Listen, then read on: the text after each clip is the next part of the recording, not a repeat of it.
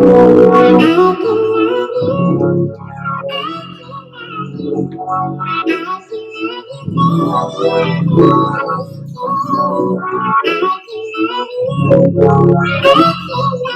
it this way.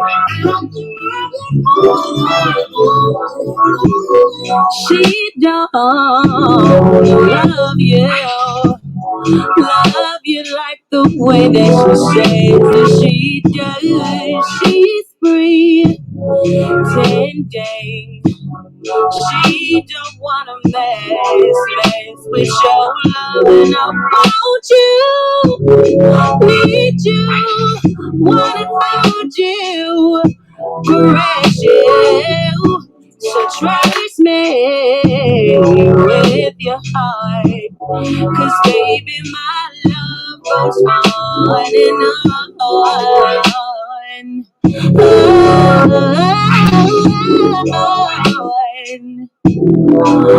On and on.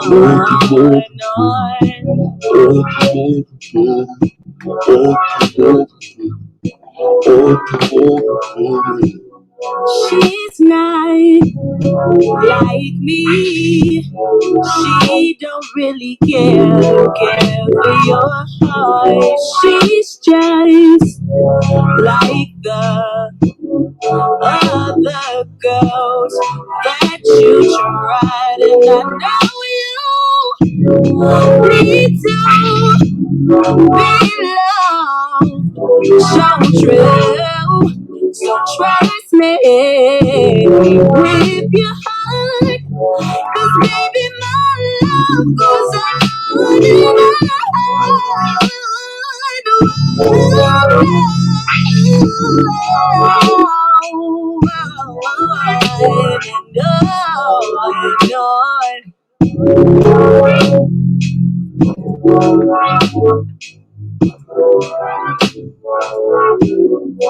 I can love you. I can love you. I can love you better than she can. I can love you. I can love you. I can love you better than she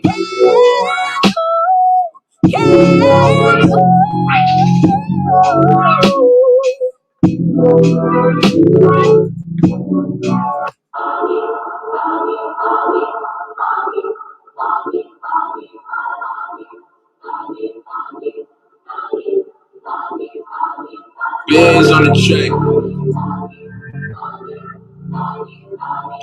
It's on the beat.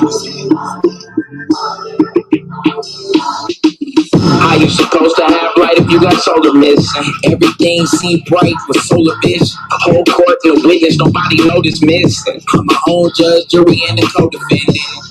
It ain't an idol with a solar image. Get to the court, my nigga, no pretending. Hotter than Jamie Foxx on a solar mission. Melchizedek, no beginning nor an ending. Ain't no need to study long if you gon' study wrong. Got me chasing the ghosts with no lily bones. Blew a hustle anywhere but never hustle home. Mama pray for his soul 'cause he ain't coming home. Watch you doctrine get demolished. Bluetooth pilots for YouTube scholars. I do for knowledge, not no stupid dollars. My new provider make them hoop and holler in the lead for the light breakers. Illuminati, you ain't doing nada, and blue ain't bother. Can't be rolling with you with no stupid manga. No Candace Owens, I don't do Kamala. Free flowing up this new Kabbalah. Lumen in the garden, hit a human olive. And you can get this stick with no soup and salad. Blue seek asylum on a Cuban island. My newest challenge is live a long life. Can't nobody live it for you. You gon' live your own life. Right place, wrong time. I'm in the valley where the bones dry. I prophesy to the bones rise. How you supposed to have light if you got solar missing? Everything seem bright with solar vision. Whole court and a witness, nobody noticed missing. I'm my own judge, jury, and the co-defendant. It ain't an idol with a solar image. Get to the court, my nigga, no pretending. Hotter than Jamie Foxx on a solar mission. Melchizedek, no beginning nor an ending. Wake up, Jacob, tell him it's urgent. Identify me by the blessings, never the curses. Walk on water, but I never submerging. You a goon on Zoom, but never in person. My verses merge with the ancient letters. My rating's good, but my rank is better. You Soft as Wayne and baby's leather. If I bring my best, you can't do better. Local natives, surrounded by the foreigners. The throne of David, the crown is Moorish. I can anoint the babies and crown the poorest. I'm rolling out, I found the forest. Lex told me keep a head and a leg up. Y'all ride with a tank at your head, bruh. Consul told Blue keep your bread up. Seen solar at the door like Lamba. Yeah, I'm shooting for the top like Rick Berry. Sneaking baseline trying to rip Parrish.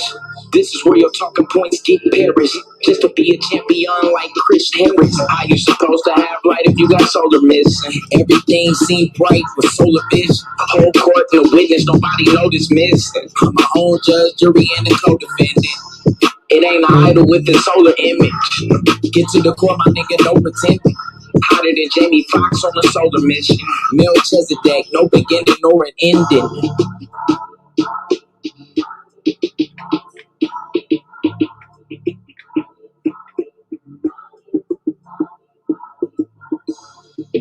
What's up, fam, man? This is your boy Swap Boss snapping off, man. The AOI Solar Vision Debate League, the Argument League, and a whole bunch of Black Power shit. Shout out to the fam, man, being on the tracks, he on the cam. Shout out to Solar Man, the commissioner, greatest debate league on earth, Solar Vision Debate League. Shout out to Knowledge Born Allah, Do the Knowledge Radio, Knowledge Born Allah on YouTube. Shout out to the AOI, man, Goldman, Brandon Bay, Wicked Radical, Ampu, Pro Black, Ground Zero, Hurricane Katrina, the King James 13, Anti-Bully Inc., a non-profit organization aimed at preventing bullying or bringing awareness to it. Shout out to the judges, man, of SVDL. Shout out to the peers. And shout out to the reason why we're here, man, the people of SVDL. Why, good morning. Good morning. Yeah, man, I've been kind of relaxing and chilling and relaxing and chillaxing. And I woke up at a great time today, man. You know, early in the morning. Sun is out. It's not hot. It's not excruciatingly hot. You know, kind of feel good. And I said, man, let me do a live, man. You know, it is the off season of SVDL, so I hope that you all did catch these debates. Let me put my what's the name in the chat. I mean, in my text, so I can jump on from my phone when I need to.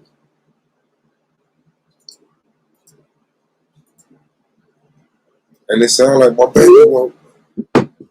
The link is out there, peers, jump on.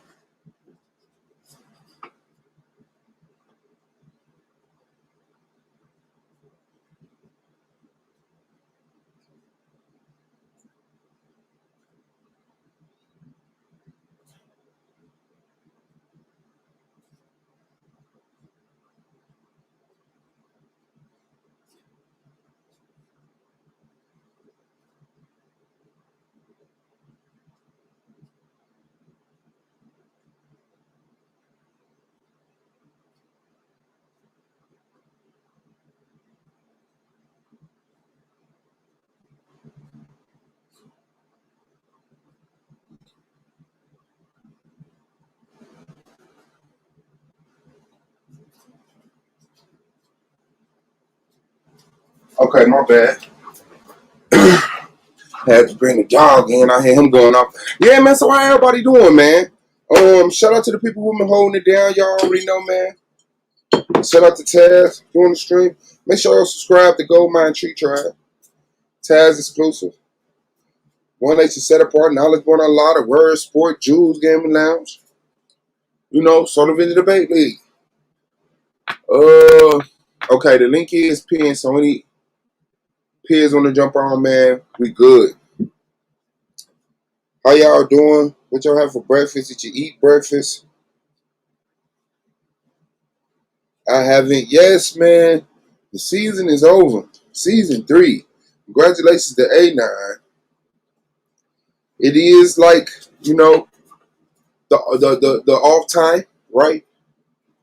Where y'all misses a little bit. But what do you got?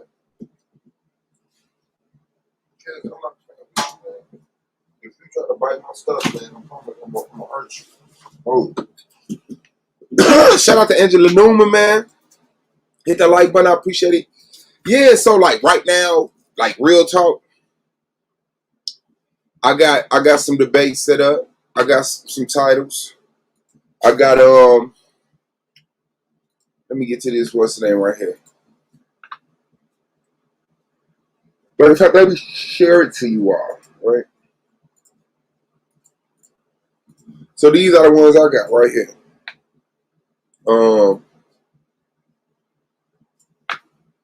This isn't it anymore. I got Akmalak on that. So I had Claim on Flat Earth, but I don't think he's gonna be around. I got Yara, was 9/11 an inside job. Shout out to Yara, you know what I'm saying? He was coming back this year. Got promoted to head judge. Need to know what's up with that. So shout out to him because I do trust him as a judge. I feel, his integrity and, clarity of mind and, ability to be the judge under pressure. Won't get no ties out of him. While being, man, kind of paying back Katrina all the time that I've been dedicating over here. You know what I'm saying? She's been very patient, very supportive. You know what I'm saying? She ain't no hater. She ain't been no punk. You know what I'm saying? And I got to make sure I do take care of my lady. You know what I'm saying? Because she allows for me to come over here and do this with y'all. Man, I got a motherfucking boss in the building. Don't get it twisted. He don't care about y'all saying his real name. Y'all should know his real name. Because you should have been over there and bought them books off of Amazon by now. At least one of the three. And so that's just is what it is, man. Big dog in the building, man. Pooh, man. Make sure y'all subscribe to his channel. Also, man, what's good with you, big bro? Oh man, what's up, fam? Can you hear me? Yeah, I can hear you good, man. I appreciate your presence, man. Good morning. How you doing? Man, I'm doing good, man. Good morning, bro. I just want to say, shout out to everybody that's listening. Good morning, everybody. The commissioner did reach out to me the other day, let me know that season 4 was about to get up and running. I know I ain't finished season 3, have some stuff going on. 8 debates, it's quite a lot of debates. I'm not gonna lie, I wasn't ready for that many, but I am officially coming back for season 4. Hold on, where my shit at? Oh snap! Now it's been. Hold on. Where is it? Oh. Oh shit! Oh, y'all didn't know? Yeah, we in the building. Shout out to Pooh, man. Yeah, it's been speculation around these parts that Pooh might return and stuff. So shout out to you, man. Shout out to Solar for reaching out. You know what I'm saying? Yeah, them 8 debates ain't no joke. I mean, I guess because I'm in it, I didn't look at it. You know what I'm saying? But for motherfuckers just jumping in, like, yeah, that's a lot of what's name. But Pooh definitely is back for season 4. It's been officially announced. So, what are some of the topics you looking forward to debate? You got anything you want to put on the table? Any direction you want to go in? Yeah. Now, see, I realized I learned from season 3, right? I learned that those topics are the most important things. So what I'm doing right now, I'm making a list of things that I actually want to debate. So when I start jumping on the panel, I can actually present those to people because that was my biggest problem, getting the actual topic. So as of right now, I'm gonna be honest, I don't have this necessary topic that I'm ready to debate.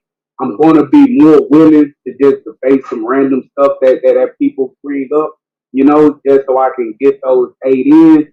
But I'm really down for anything, man. Economic debates, political debates.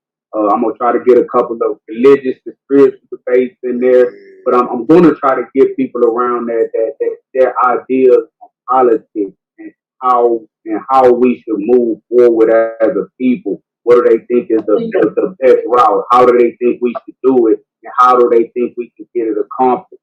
I want to challenge people's ideas on how we're going to get from point A to point B. Solution-based debates. Season 4, we don't have we had capitalism and all of that, and then season 4 could be solution-based debate, could be the subject. Gold mining is in the building, man. Don't get it twisted, pointing in the wrong direction, misconstrued, or just fucked up. The brother Goldmine, mother, father, child is in the building. Make sure y'all subscribe to his channel. Folks with him. What's good with you, big bro? Gold Mizzle, you there? Oh, I bet he'll be back. He probably just jumped on, probably at work, on his way or something like that. But it's the weekend. He should be off, right? He should be off enjoying himself, getting rich. Yeah, so solution-based debates, man. Like, I be on that every year. You know what I'm saying? The separation program, the migration program, should we vote? Shit like that. So I know a lot of people speak about that. And a lot of people are trying to upgrade their game. So politics is one of the, I think, one easier ways to go. You know what I'm saying? To take less study is just, opinion based if you think that. But, some people are serious about these politics. You're going to have to know the conversations that's been having, that's been had. You know what I'm saying? That's been popping on, that's been happening. Especially when you talk about black people, because it's not really mainstream, this, that, and other. So, yeah, I'm excited for that, man. Hopefully Reggie Mabry will bring his old by the city back ass over here, and we can bump heads with him. Yeah, other than that, man. How you doing in real life? What's good with you, bro? I was telling the people subscribe to your channel. I know you real involved with your local politics. A couple bucks came up missing. You've been inquiring about that and getting some not okay answers back and stuff like that. So yeah, those were some shits. Those were some shits, man. I appreciate your work you've been putting in, man. So that's some dog shit. So yeah, y'all here, man. Ampu is back. If there's anything that you want to debate him on, I know a lot of you Hebrews gonna want to question him about Egypt and stuff like that. What are some of the religious debates that you might be willing to take?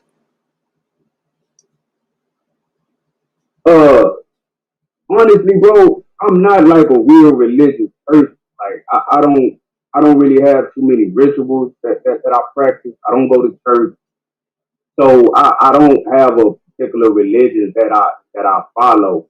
But I did notice. I noticed that in order to get all of the debates, you have to just be a little more aggressive.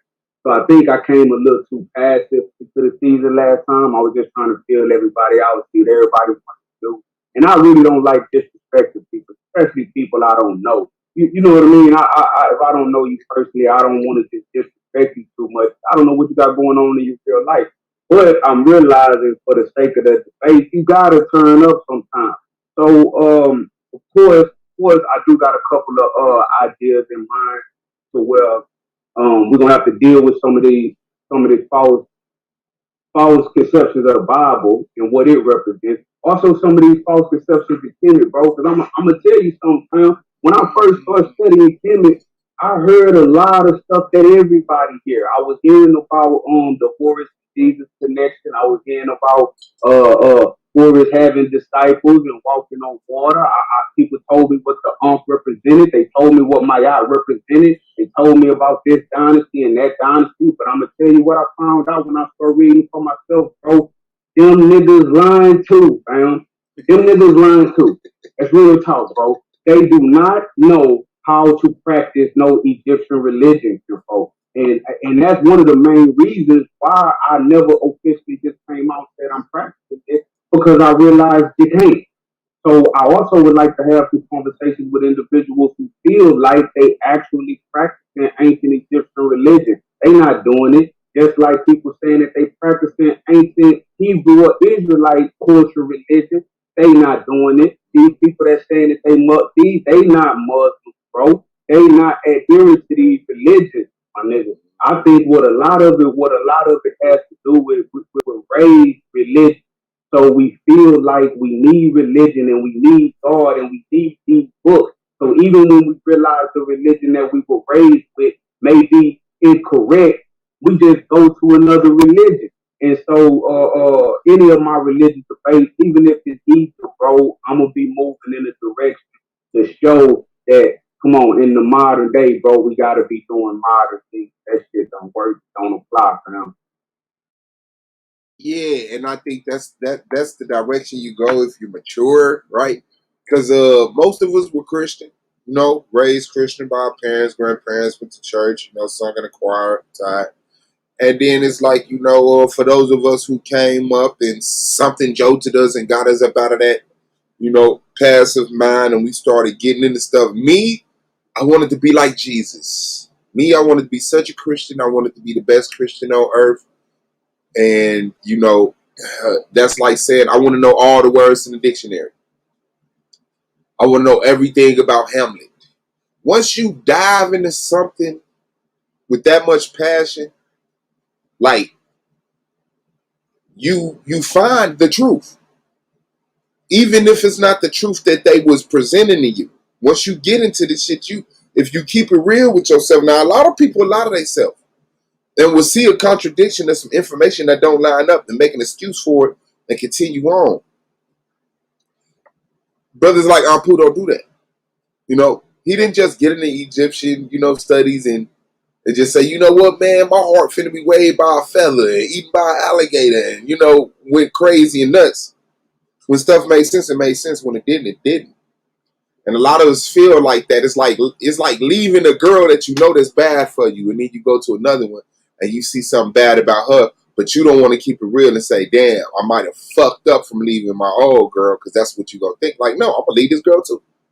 Because I came up out of Christianity, right? Just, it didn't make sense. Then, of course, I heard the Nation of Islam. Like, one of the first people that I fucked around with was Leo Muhammad. You know what I'm saying? Personally, I heard Farrakhan before that. But then when I got to looking into Islam, I said, this the same shit. Then when after that, you get into the Hebrew Israelite, I already knew this the same shit. They're using the same books. They're using the same characters, this and other. And I think nowadays, we have a honor version of religion. You know what I'm saying? Like he said, you can't practice ancient Kemetic science. You can't practice the systems of ancient, Judaism or the original Islam. We have a dumbed down, more tolerant, pat you on the head, child-like religion. Oh, just follow these steps and lead up the deep shit to the big boys. And I think we are, the system that we need, man. We need to focus more on ourselves and come up with something that helps us. You know what I'm saying? And I don't see, the easiest thing, I don't see, us just sitting waiting on the sky to crack, to solve anything. So yeah, man, I can't wait till we, sit down, talk, and come up with a book, compile some information, make some standards for ourselves and uphold them, man. Do some concentrating of our numbers. So yeah, so don't get it fucked up. I'm pulled back, man, and I've been having that conversation. I got a couple of them. Is Hebrew Greek? I got that with Akmalak. He fell for it, and then I got one with Asiatic line. Is Islam Greek? So I'm taking them down that road. I got in Yame, who are the blacks? We're defining what black is, what it takes to be black, what is black, how is black. Of course, let me see. Madan is the black woman God. I say yeah. He say no. You didn't notice. Yehukanan, who destroyed Tyre, which is a conversation I've been wanting to have, and he's coming back this year also. And so he took that debate. Then I got Taz, the CIA, and I don't really remember what the title is. It got to be something. Who runs the world? Does the CIA control America or something? It was something to that fashion. Then I got Yara. Was 9/11 an inside job? I say yeah. He say no. What you think about that one? I was 9/11 an inside job? I don't think it was. So you I on think they y'all side of the let term? me clear it up a little bit. I do believe that they knew about it. I think it was more or less allowing it to happen so we could have a reason to do what we did in the aftermath. I do believe it could have been stopped. Now I do believe that they did have some help from Americans, but I don't want to take all of the I don't want to take all of the spotlight off of the Arabs neither though, bro. I feel like they had a strong hand in that. I feel like it was their idea. Now I do feel like we allowed it to happen. Now somebody on our side in America may have helped out because it does appear to be charges set off inside of those buildings. So I don't know if I would. I don't know by inside job. Are you saying that it was all Americans doing, No, or no, are no, you no, no. no Arabs were involved? Or? I don't think Americans did it. I think more of a group of people who, some of them are Americans, some of them are American, but as a group, like the country don't matter. You know what I'm saying? They're like an elite group of people. It's like saying, Joe, scary ahead. I just hit my table. My dog just jumped and hit his head. But it's like the Bilderberg meeting, right? Yeah, That's a mixed group of people. That's how I look at it. Um, but yes, I believe that Americans knew about it, assisted, and covered up. To me, that's an inside job. You know what I'm saying? let me ask you a question though, and you can choose not to answer this because I know you say you got a debate with Cal Rock coming up. He's a good debater, so I wouldn't sleep on it. So you don't have to answer this. But I'm serious.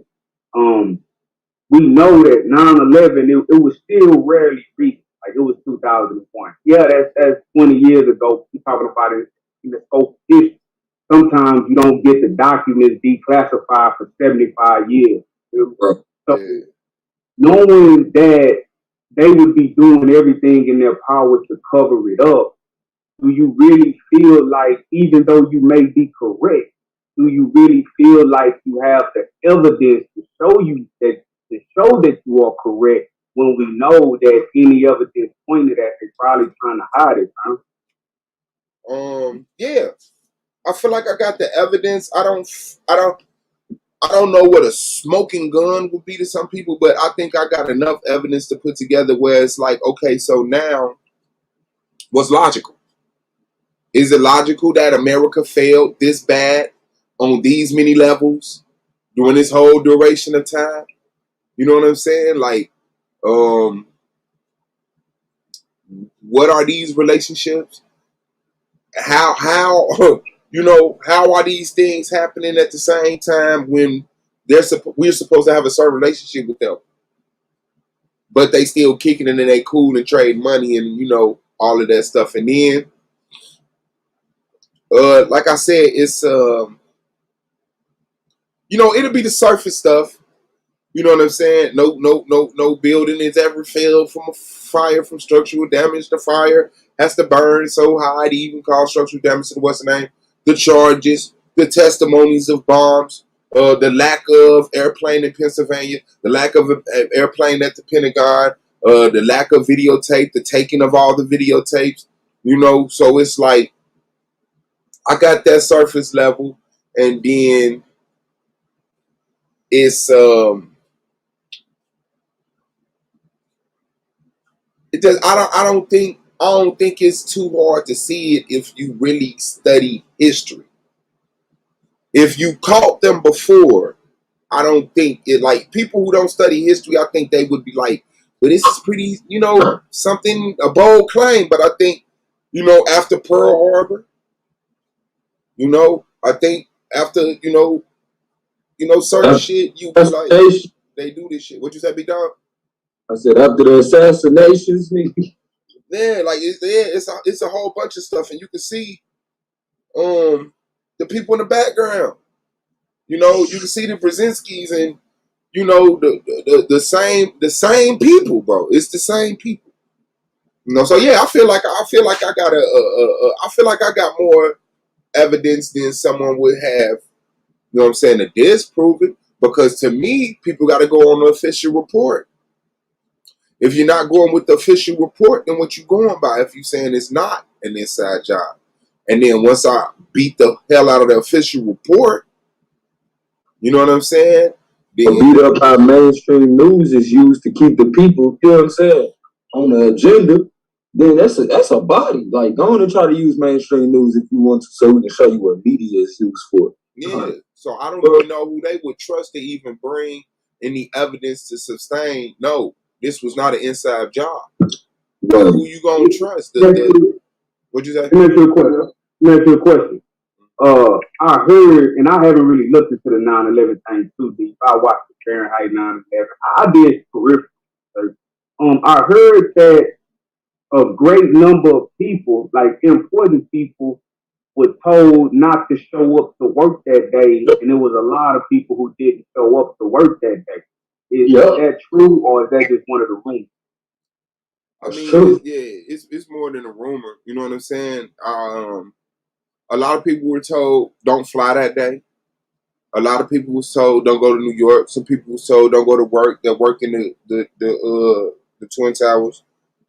It was also something that I looked at this a minute ago. I had to refresh myself to see if it was actually, I don't remember, but it was like something like 2,000 Jews took off from work that day. You know what I'm saying? So it was some people that admit that they were told, hey, be careful flying and don't come to work. And then it was, the one guy who was actually transferred to building number 7 because he had he was trying to investigate the Bin Ladens. And they shut him down and they transferred his ass to building 7. That was his first day at work. With September 11th. So it was like, yeah, I feel like even if I did some digging, I could find more of that. I could find more people, you know what I'm saying, I was transferred to that building first day work who had conflict with some type of authority. You know what I'm saying? Because I got one case of it. I'm pretty sure I could find some more.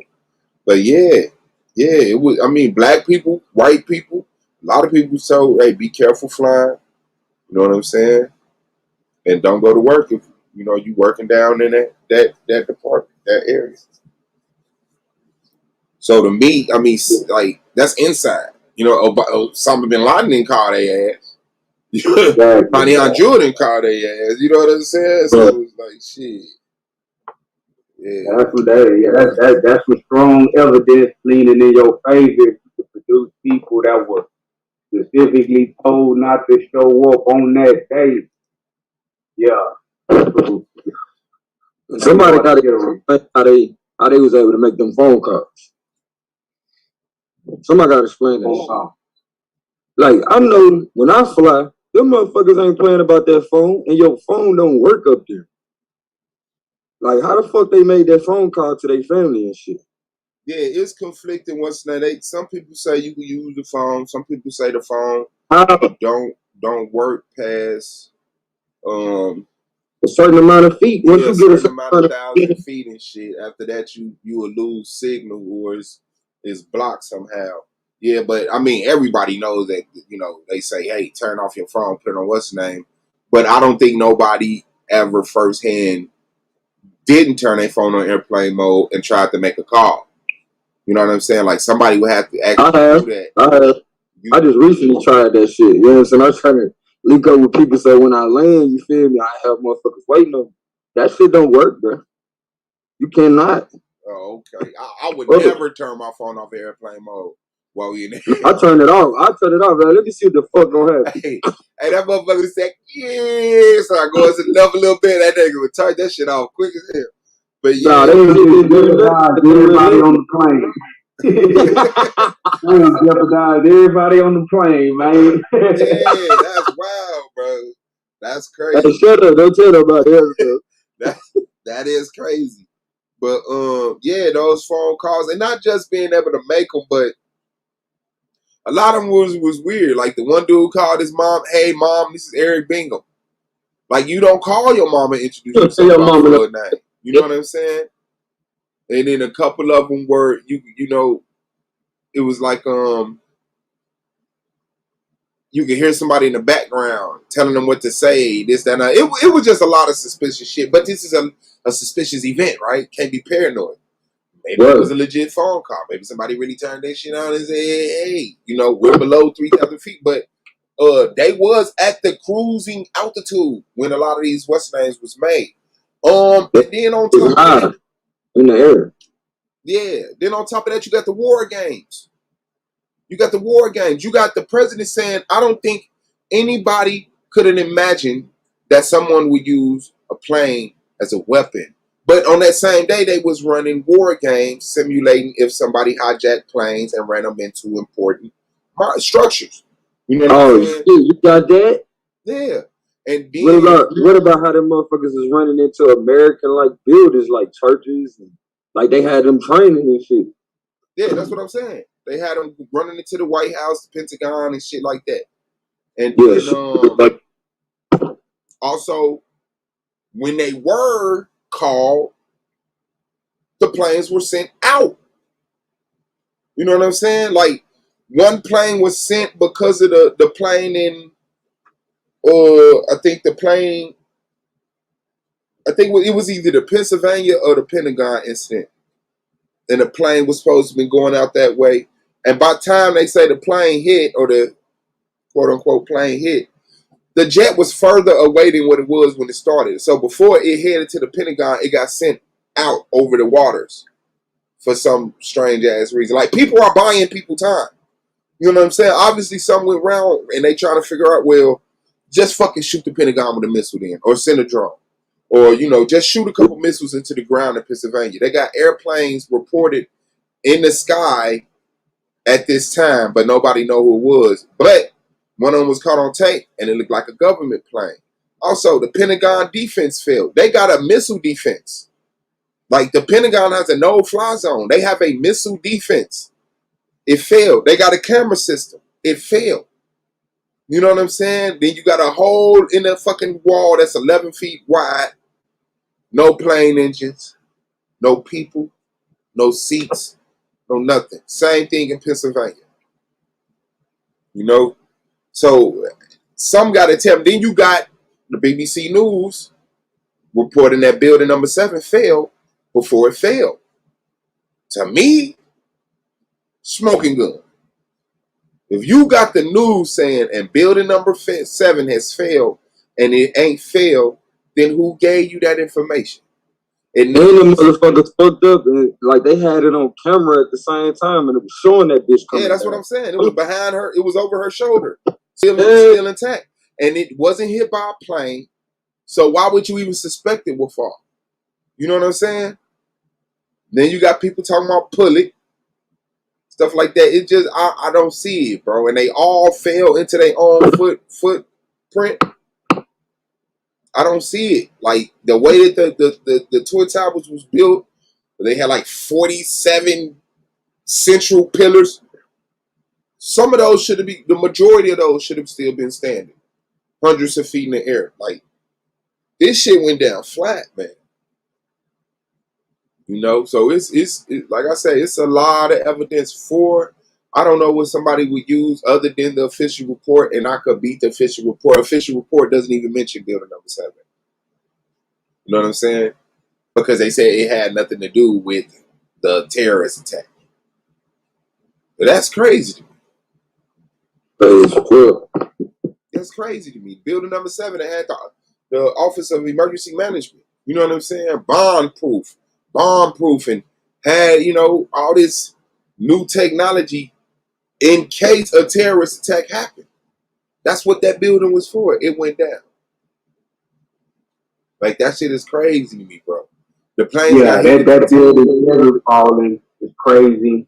And what you just said about the Pentagon, that's what made me raise the eyebrow. Because we know America isn't invincible, impenetrable, right?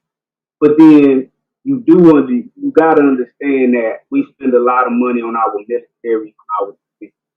That's why we don't really be getting attacked on our soil like that. People don't be coming over here. No armies come over here and just set up shop and occupy.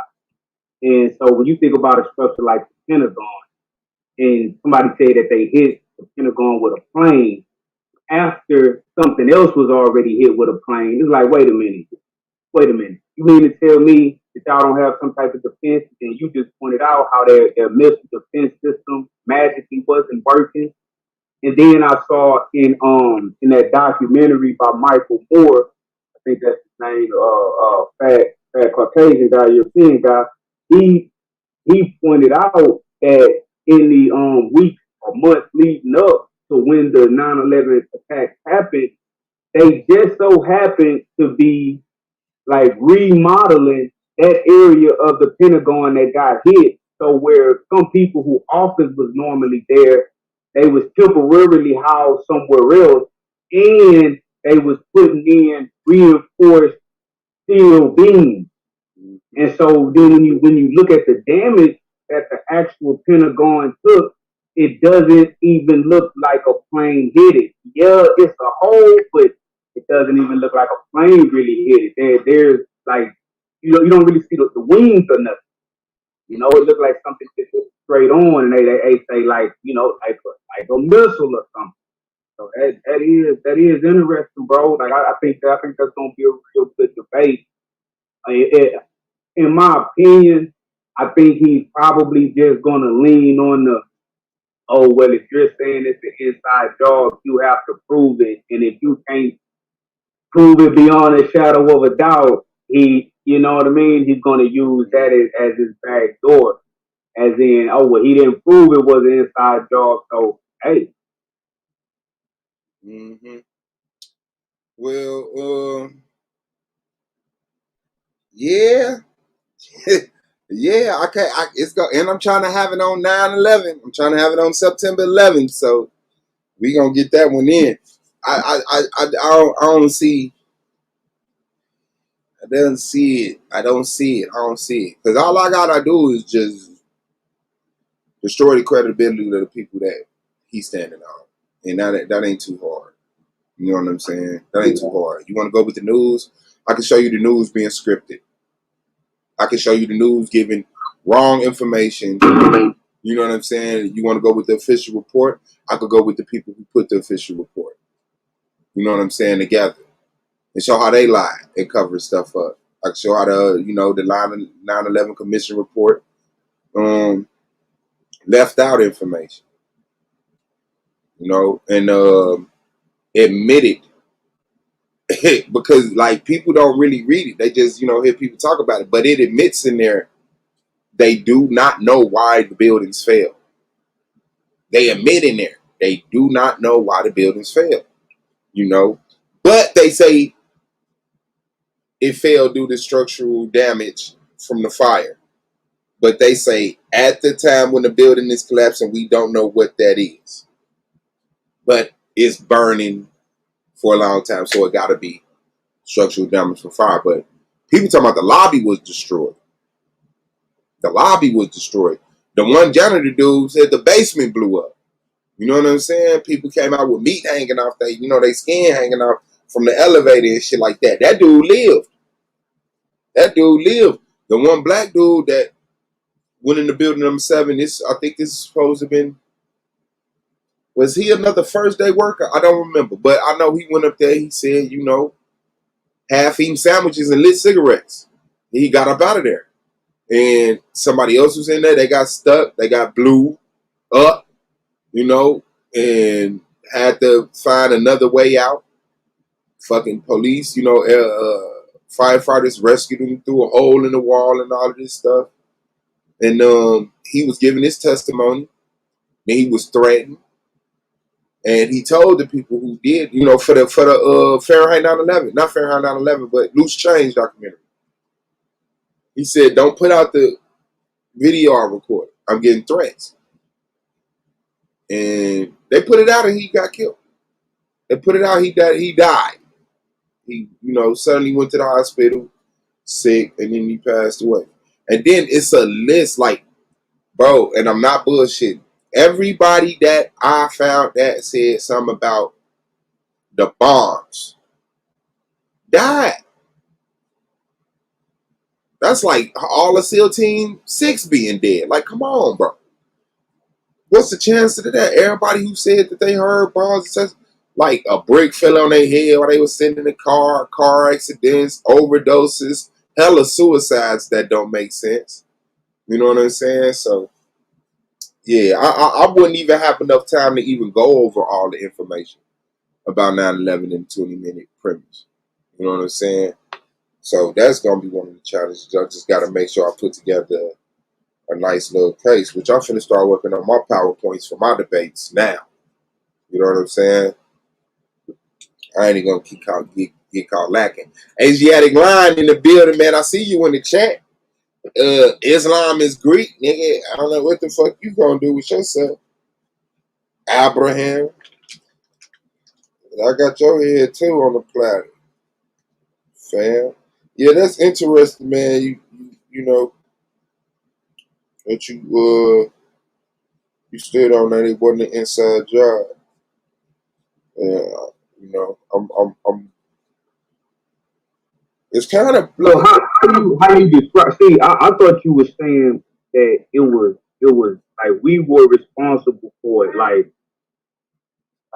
we were responsible for it, as in it was an American idea. yeah. Then Well, they just I'll put it to you. It's put like I think it their was. I think it was. I think that the Arabs were trained by America. Their agenda was given to them by America. Their mind state, you know, like we make terrorists. We So make you think the terrorists. original? So you think the original plan? So you all right? You know how sometimes you may have confidential informants that infiltrate different groups, right? Yeah. And then they'll be attending meetings, and then they may, they suggest outlandish shit, really just to get Yeah. the whole group.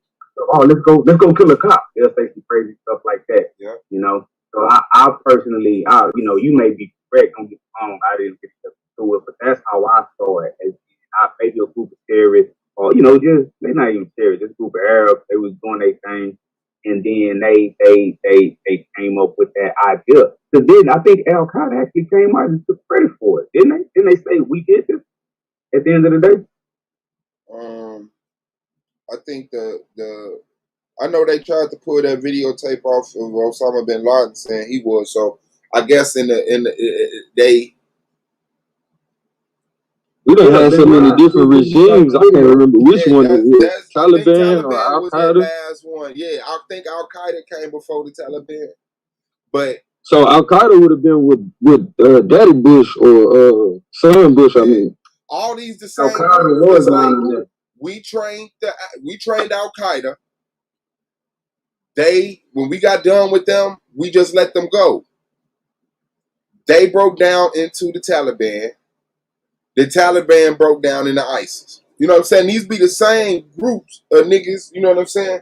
But yeah, I think it's like that because I don't see. That's like me, you, and go, man. Be like, man, you know what? We gonna hijack some goddamn airplanes and fly them in. Like somebody had to have enough power to convince some people from the Middle East that you can steal planes in the United States and run them to the most important buildings without getting fucked up by the defense system. Somebody, you know what I'm saying? Like somebody, like a regular nigga just didn't say, hey, let's go rob Fort Knox. Somebody from Fort Knox had to be like, I'm gonna leave the door open. You know what I'm saying? mm-hmm. So it's like, and then you know what they always say, follow the fucking money. You know what I'm All of the saying? money. And How did the money go after that? yeah, so I believe that's what it was. You know what I'm saying? Like people were convinced I think that into. was one of the many restarts that we experienced in America. Like we just now with this, the COVID situation, we just now, heard people talking about it more prevalently. Like it's a restart. You know what I'm saying? Now, as far as that restart go, I feel like that was more of them trying to get Americans to buy into the shit. Like they had to convince us that these motherfuckers did that shit, so they could be like, yes. So we finna go over here. Like I think Ampu was alluding to that earlier, but they needed us to be like, yeah, they did that shit, so they could go over here and do whatever the fuck they wanted to do. You know what I'm saying? Like they knew that shit was gonna happen because they called off certain people, like the people that was at the towers that's watching planes and shit. that do that shit all day. They told them motherfuckers, this just a test. Like, somebody gotta explain that shit. Yeah, is this real world? I don't know. Like, how you gonna tell a nigga it's just a test and he see that shit about to crash? Like nigga, hold on, I don't give a fuck what kind of test you say this is, but whoever in that plane about to die. And then we go over there and get Saddam Hussein. Like, come on, bro. Why y'all playing with us? Who would have fuck gave a fuck about Saddam Hussein? And then this is my thing though, because they'll be like, Saddam was doing this, Saddam was doing that. But here it is, we decorate the fuck shit we do to our citizens over here. Like, we make that shit look real pretty. Like, oh no, they died in the hospital. Don't you know the majority of motherfuckers die in the hospital, so what's going on in the hospital? What is really a hospital? You know what I'm saying? Like, but we got these pretty names for our shit, so, you know, they'll be like, oh, we got the best hospitals in the world. Nigga, Saddam was knocking motherfuckers off that was his enemy. What the fuck you got a problem with it for? Like, yeah. Once you deal with your enemies accordingly, like, come on, bro. Niggas kill me with that shit. When he was over there killing his own, nigga, them weren't his people, bro. Them were not his people. And don't get me wrong, I got some Kurdish homeboys that I know that story. You feel me? About them having to sleep in caves, running from this man. But let's not get it twisted. There's a history behind that shit, too. The nigga wasn't just doing that shit. But that's what happened when you just pull up in somebody else's house and be like, you shouldn't be doing this. Like, you don't know what the fuck going on. You don't know what the fuck going on. And now you gonna put yourself in the midst of some shit that's way deeper than the shit that you put yourself in. Like, we make up false flags to get involved in shit. These motherfuckers really believe they got a religious purpose for the shit they doing. Yeah, not to mention a historical purpose. Even if they don't, they're not gonna play no games like we play games. That's just like Trump. Like Trump that's why they I'm not finna get up here and lie about the shit that y'all lie about. For what? You want me to get up here and lie, but y'all do the same shit. So shit. And I ain't practiced in that shit, so I don't know how. Like, even when he supposedly was trying to lie, he couldn't get that shit past the masses because he's not a professional politician. You know, I was just saying, like, remember you was like, how did somebody get them to do that? I look at it like, you know, they got different integrity shit that they go by. You feel me? They word is really their word. So if I tell you, Swar, if you ever need me, I got you. You know what I'm saying? It don't fucking matter you called me to go take out a whole country. You know what I'm saying? Like, I said, I got you. So you got to think, if we was living in other places where our word was all we had, it'd be easy for you to get enough motherfuckers together and be like, hey, bro, remember you said you got me. Remember you said you got me. And nigga, guess what? This historically is something we supposed to be doing. Like, it's the only way to write this shit. You know, as much as people talk about America the Great, I see why motherfuckers don't like America. There's a lot of shit that go on over here. Like I said, that we just accept that shit like it's reality. Ain't nothing you can do about that shit. But in other countries or places where people actually got integrity and they live by that shit, like this shit is, bro. This is what they say, Babylon. Like, you can get away with murder in this motherfucker. You could be a piece of shit. And as long as you willing to kill behind it, niggas will leave you the fuck alone. We respect murderers around this bitch. Like, the fuck? That's why what's up, man? That's why sometimes you will hear like some of what they call like the founding fathers and people around the time. You will hear them refer to America as the great experiment. They'll say that. Right. And what they're talking about is like an ideological question of how much freedom can you give to a group of people before that freedom tears them apart on the inside. You know, from the it's inside like you see, exactly. So that's kind of what you see played out over and over and over with damn near. I'm not gonna say every nation, but damn near every nation. When a nation reaches a certain height, a certain level of power, influence, and luxury, the people begin to get what we may determine less and less moral. Anything goes, and it starts deteriorating. And dissatisfied. Exactly. Yep. And once the nation starts deteriorating from the inside, it becomes weak to the outside. That's that whole like divide and conquer mentality. But the problem with America, that you don't have to really divide and conquer. It's already divided. The holding on by a thread. You see it. Right. We take unity and destroying other people. That's what the fuck we do in America. Yeah, exactly. So that's the whole thing with America, bro. It's some powerful people that really sitting back when they constructed this place. They really wanted to see how long it'll last before the people themselves we just lose our mind with the freedom. You feel me? Nah, I feel you. I mean, and if you think about, what them people did to get free, this is like a karmic debt that's being paid. You feel me? They sitting here watching they citizens in turn do the same shit that they did to the people who, gave them rights to be over here. And when I think about that shit, it made me think about the third world concepts. Like, we think a third world is like somebody, living in bad conditions, they live in the slums or some shit. But truth be told, the third world is simply as like, before these people came up on your land and invaded, y'all had culture, y'all had integrity, you know what I'm saying, and how y'all was moving. But then when these people came, they invaded and occupied your territory, created different laws and shit, made you go against your culture. And now that they gone, because that's the second world once they invaded and occupied. Then the third world is now that they gone, you got the same people who was occupied enforcing the rules from the second world.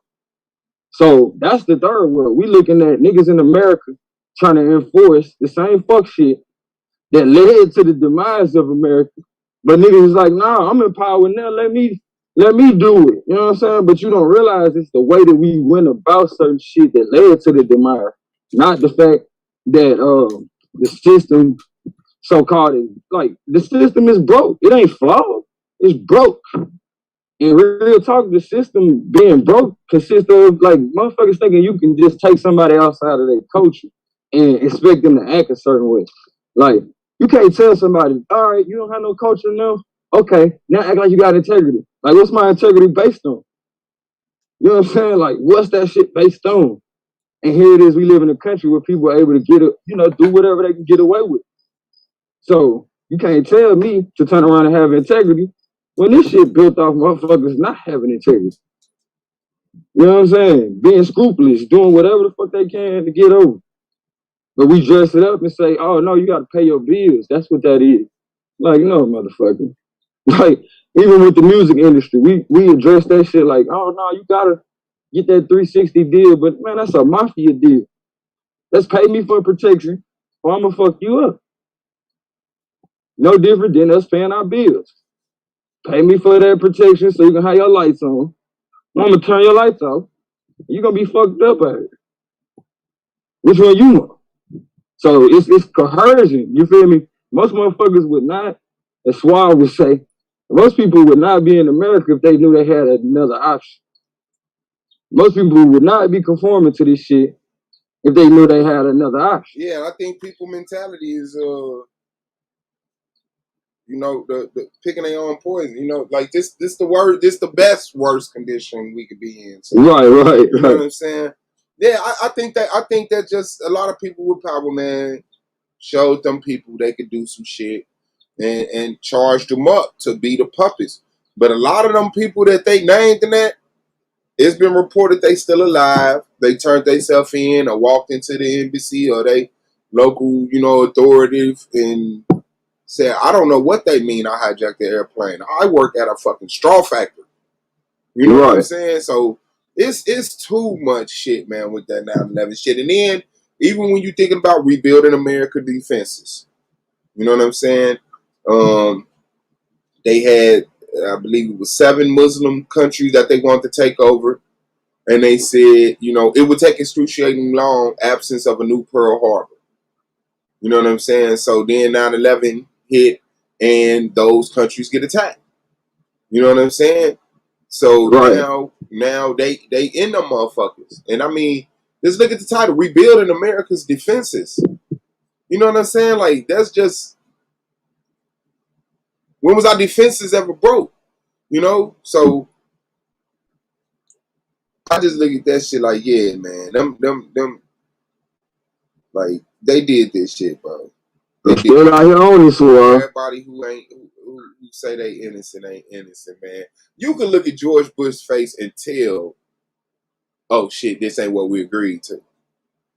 Like he looked like he knew something was gonna happen, but this ain't what I went to this goddamn school in Florida. I don't know, Swell. He had that look on his face, but he had that look on his face to me, like, bitch, I can't have the unfinished business. Like, I was hearing from the old heads around the time when that nigga got an offer, they was like, shit, he finna finish what Daddy Bush didn't get a chance to finish. Yeah, and if you pay attention to that shit, that's exactly what he did. But the Bushes ain't, like, the presidents are puppets. It's always the people behind No, I get that. Behind his father that was still behind him. Like, these are the people that's writing and carrying these plans on. That's why you got See now you talking about some other shit. I think now you talking about how just like niggas be having handlers, these motherfuckers be having handlers. Yeah, they get now that's what you're talking about because that's how your son was allowed to get in office. What about Bush Senior though? Bush Senior has some real power, man. He has some real power. Hell yeah. Bush Senior. Remember, he was head of the CIA before he did that. Yeah, he had that bag too. Mm-hmm. Yeah. He was that bag too. I think he was locked in. I think Senior was locked in. Yeah, they went and got some oil. Well, you know, him and Osama bin Laden's father had an oil company in Texas together. Yeah, but that was the fuck over. That was the double cross. Yeah, George Bush. George Bush. What's up with the Kings? Y'all doing all right? Senior and Osama bin Laden Pop's name is on the same fucking oil company. But that was the fuck over to me though. You feel me? Like that was the double cross. Like nigga, I'm finna blame y'all for some fuck shit. And then I'm finna turn around like, you know, that's like me linking with my brothers over in Africa, right? They got the access to the resources because it's under their feet. You feel me? So here it is. I turn around. We cool for the first generation. Me and the nigga I make connections with.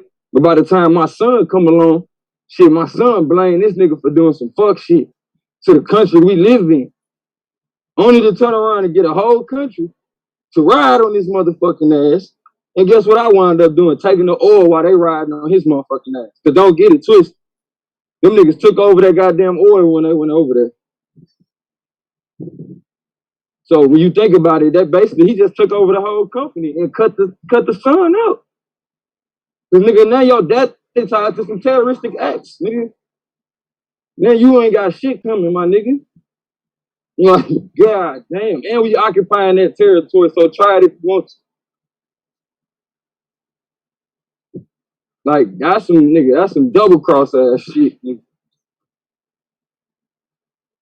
If I ever seen it, that was a motherfucking high ranking double cross. She gonna blame y'all for some shit y'all didn't do. And we gonna make sure you niggas not ready to go to war because y'all weren't trying. Yeah, all that shit. It's the same bullshit to me, bro. It's just like the fucking ain't dog upon the show. It's the same Greek and Roman shit, bro. With them fucking Persians, bro. Like, you gotta think about it. Like, we know, okay. Oh, shit. Nah, I get it when you said it like that. Where did the Arabs get rich from? Where did the Arabs get all these princes and kings and all these royal families from, bro? Mm-hmm. You know what I'm saying? Like, yeah, you know they base their royalty on. Man, come on. But I thought you was finna go somewhere else with that shit. I was like, okay, nigga, we gonna talk about what they base their royalty off of. Well, we be arguing about, you know, you got a certain amount of black blood in you. Shit, they don't be arguing about that shit. Nigga, to start off their royalty, if you had a certain amount of what we deem black blood today, modern term, nigga, you was royalty. You know what I'm saying? And based on your lineage of that determines your royalty. So for me, all of them motherfuckers is nah, them motherfuckers made a deal to conquer Africans, and they got set up. They got set up for doing it. All these motherfucking rich Europeans, you goddamn Greeks and Romans, used the Arabs to motherfucking conquer Africans, and this was their payout. This was their payout, that they could be royal and have this, that, and the other. But I wouldn't say they used the Arabs. Arbusto Energy. I think the Arabs used them more than anything. Hell no. What? For what? You know? How? Bruh, the way shit set up, the Arabs already had a stronghold on that. So why would you know what I'm But saying? they didn't. That's what I'm saying. But they didn't. It like we were kicking ass. We were untouchable until the crackers got civilized, started going to war, hooking up with the Arabs and the traitor Africans. Once that happened, You serious? yeah, the Arabs were the goat herders. Remember, they were milking goats, bro, in the Yeah, fucking mountains. but these Yeah, niggas enslaved Africans first though. the They Arabs, enslaved but Africans you got to first. remember, the Yeah. Arabs were black. The Arabs weren't these pale Okay, you motherfuckers. going now? Yeah, the I Arabs ain't were think you black. look. You These were the transitioning traders. too fast for me, Suave. Yeah, I mean that's what it was. Those Arabs were the No, you traders, right. motherfuckers.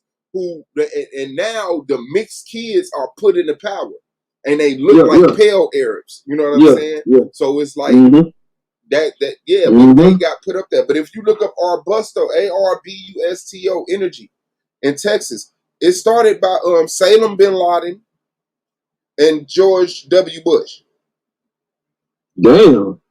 And you got some explaining to do, y'all. You got some explaining to do. Yeah, they did my nigga Gaddafi dirty, nigga. What? Huh? What Arabs are you talking about, bro? The black Arabs. Well, I'm talking about contemporarily. You mean the black Arabs, the traders, or you talking about now? All right, let me say it like this. Okay, we know around the time of the Crusades, right? 11, 12, 1300s, around that time. Christians and Muslims, they basically were fighting each other like hundreds of years, right? Killing each other. So I guess what I'm asking is when are you saying that the Europeans like used them to like go into Africa? When were they working together? Like which era? This off the top of the head, about 400 BC. Like 400 BC, I see. Especially when you look. So you're not associated with Islam? Oh, I think I see. Oh yeah, no. Islam came later after that whole. That's why I'm gonna beat Asiatic ass on that. Is Islam Greek? That came after the 700-year war. The Persians went to war with the Romans for like 700 years. The Greeks for like 700 years, and then they went into a stalemate where they just said, "Okay, just everybody go back to where you started off at." But the Arabs came out with Islam.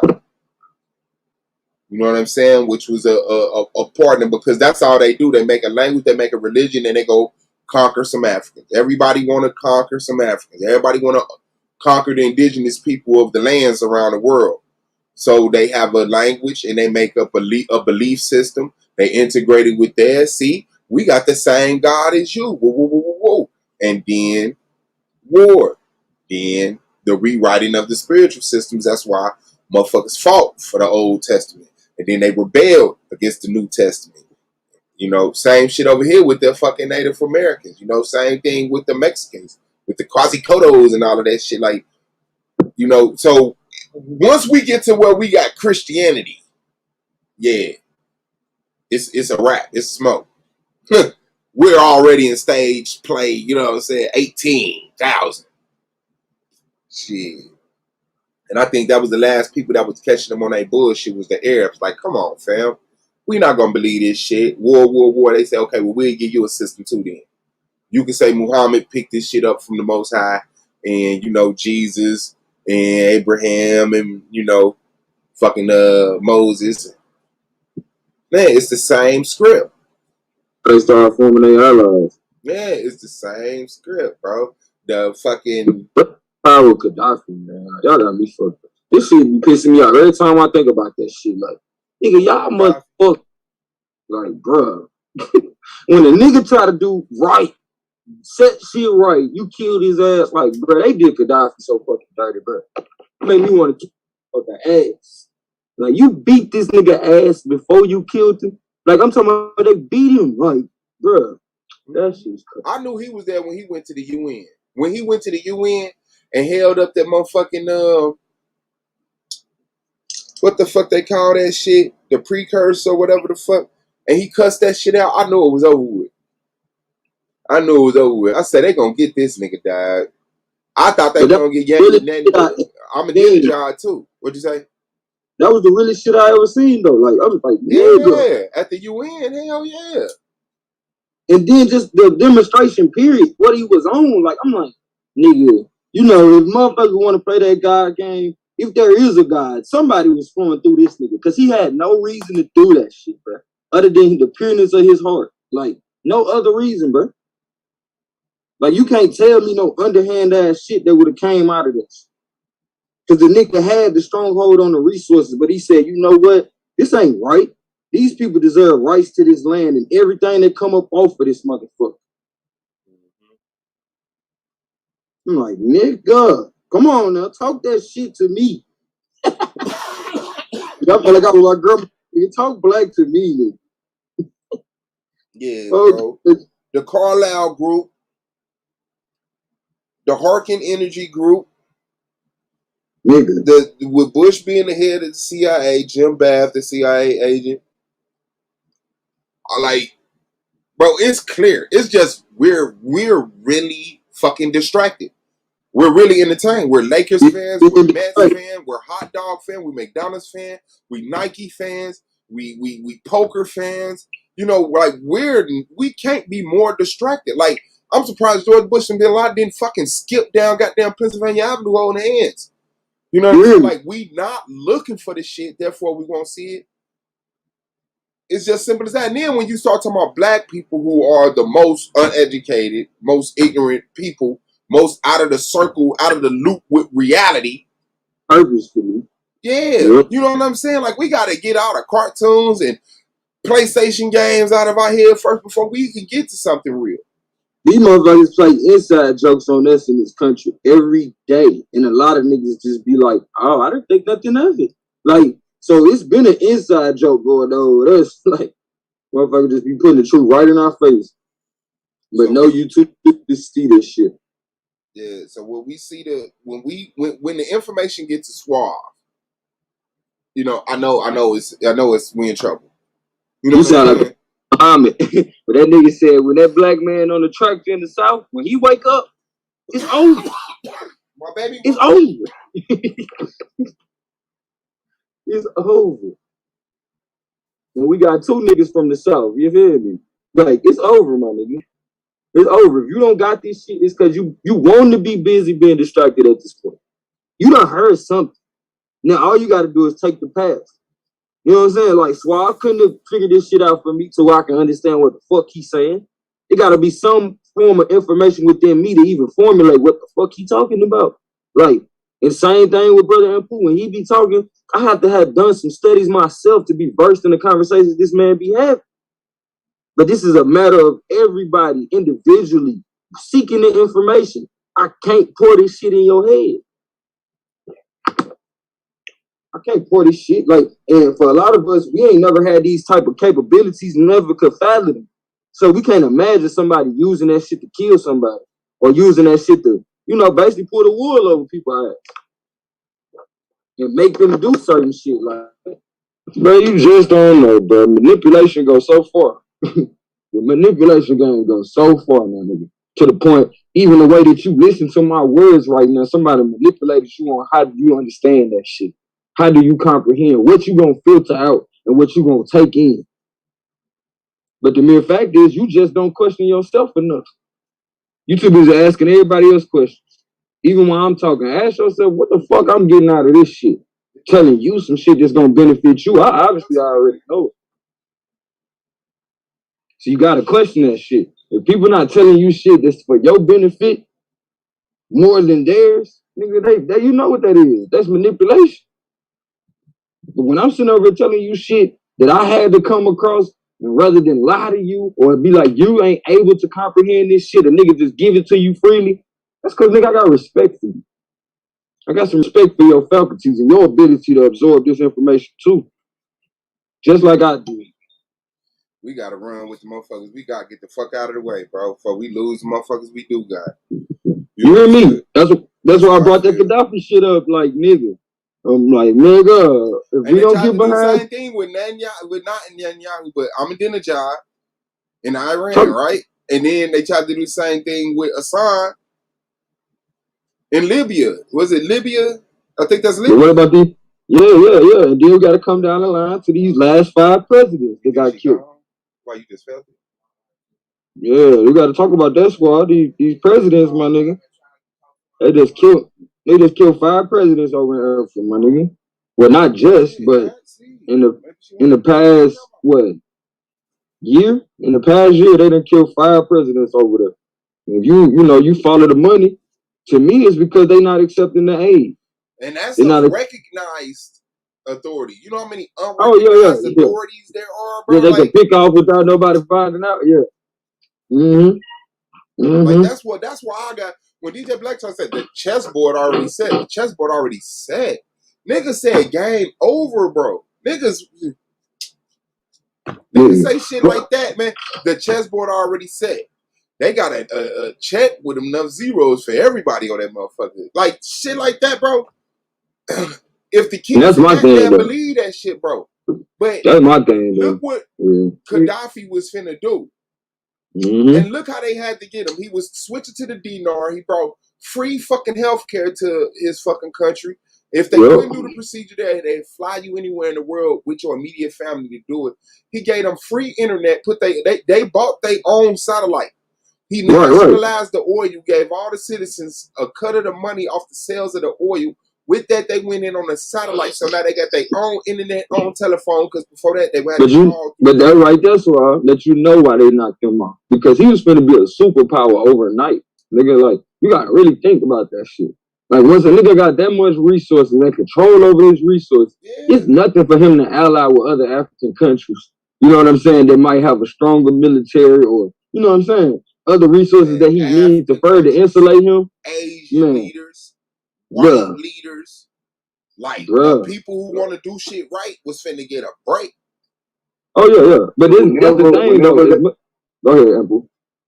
So, yeah, and whenever they do that destabilization or them assassinations of foreign leaders and foreign powers, or even people right here in America, it all tie into what you just alluded to, Paul. You have people on the planet, they're thinking 100, 200, 300 years down the line. Yeah. Right here in my city, right? They got this. We had a major disaster back in like 1947. So we got this memorial built to it. So out there at the memorial, they got this big.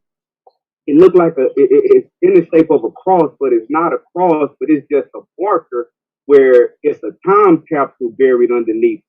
And so what happened was I gotta look at the actual year again, but just the point.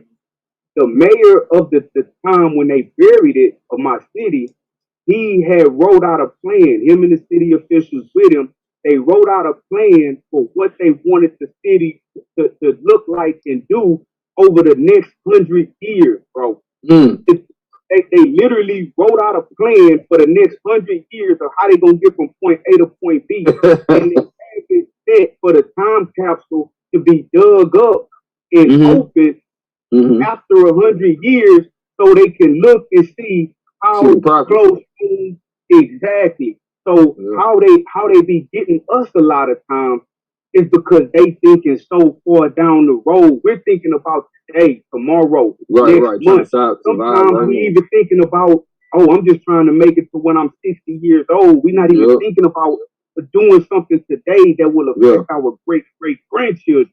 And so you gotta get into that mind state when you're thinking about the distant future, because that's the only way you're gonna win. Like I know me personally, that's how my mind operates. One of the reasons why I love writing books, y'all know I write books. One of the reasons why I love writing books is because I know with a book I can put my thoughts down on paper and it can last for 1,000 fucking years, man. You can have conversations with people that you might not never meet. You know what I'm saying?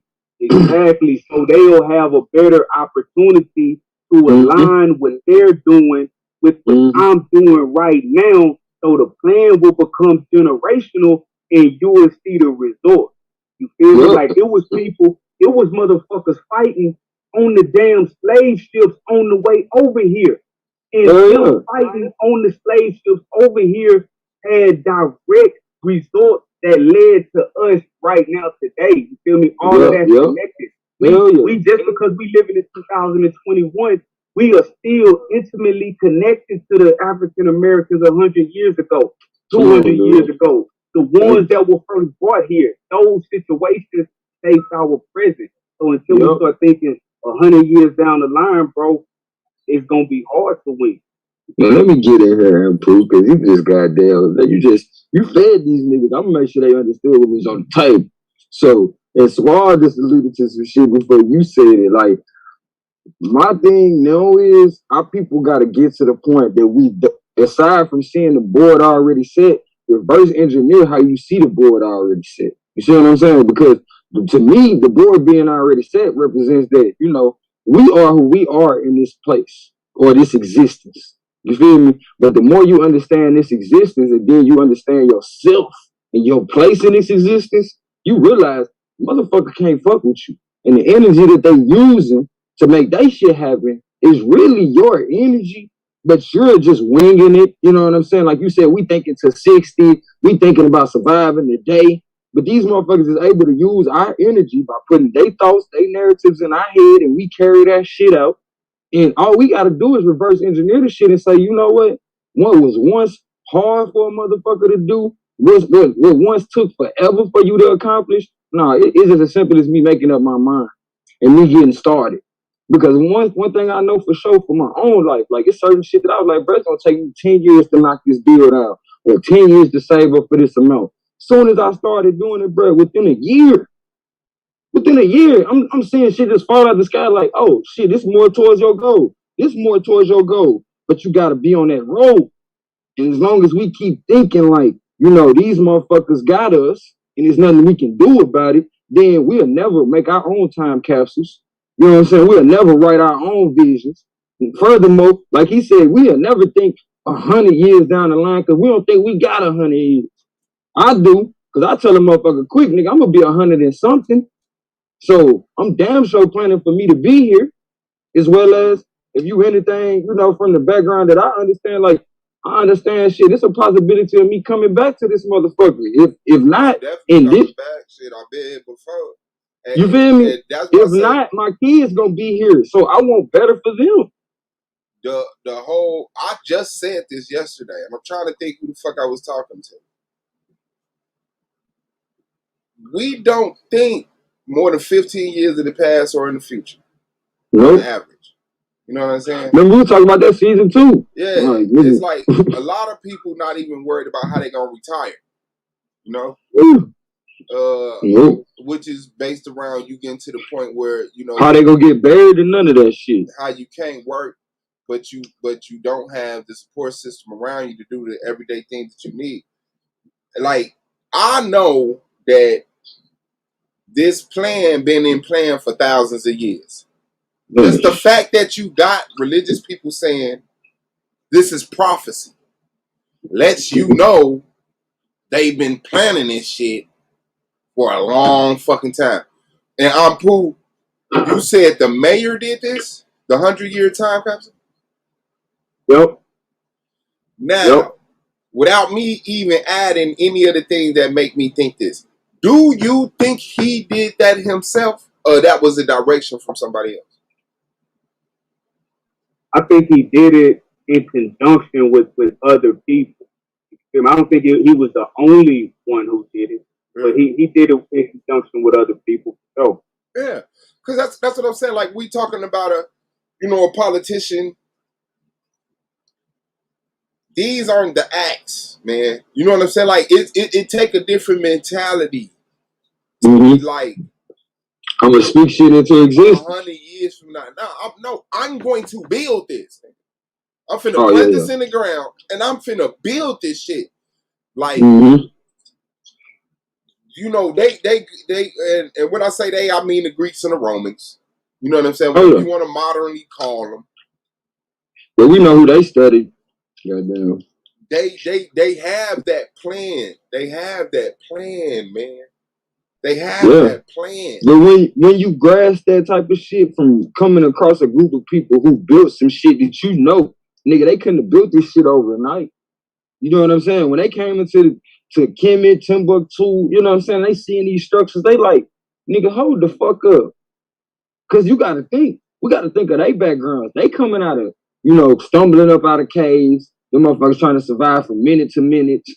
So by the time they ran across our ancient cultures, they like, nigga, this put time in. You say the son finished this pyramid and it was started with the grandfather? Like, what? Like, huh? Like, Yeah, you know, I don't this. think it was. That's what I'm saying. We've been dumbed down. Yeah. We've been We dumbed done down, switched places out this and bitch. our sense of time has been getting short. Our sense of responsibility, obligation, foresight is getting shorter and That's shorter. what happened when you trying to survive. Some people rotate daily off their money. If I don't do nothing today, I won't have money for tomorrow. You know how many people, if they was in that situation, would like kill themselves, mercy kill their kids? You know, some people have a rotation about 3-4 days of money. They do it every time the financial industry fuck up. They don't know how to struggle. Yeah.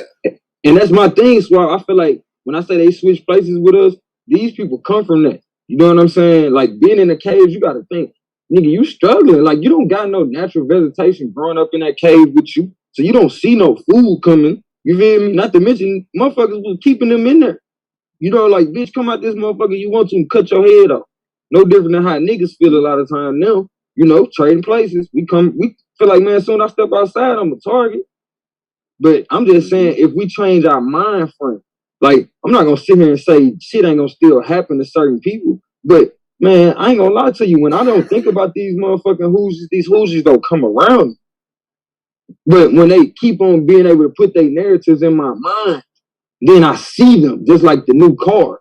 Once you get a new car, you notice all the fucking new cars. Somebody keep telling you new story after new story about these crackers, you're going to keep on seeing them. But truth be told, they should not be a part of your reality if you don't fuck with them like that.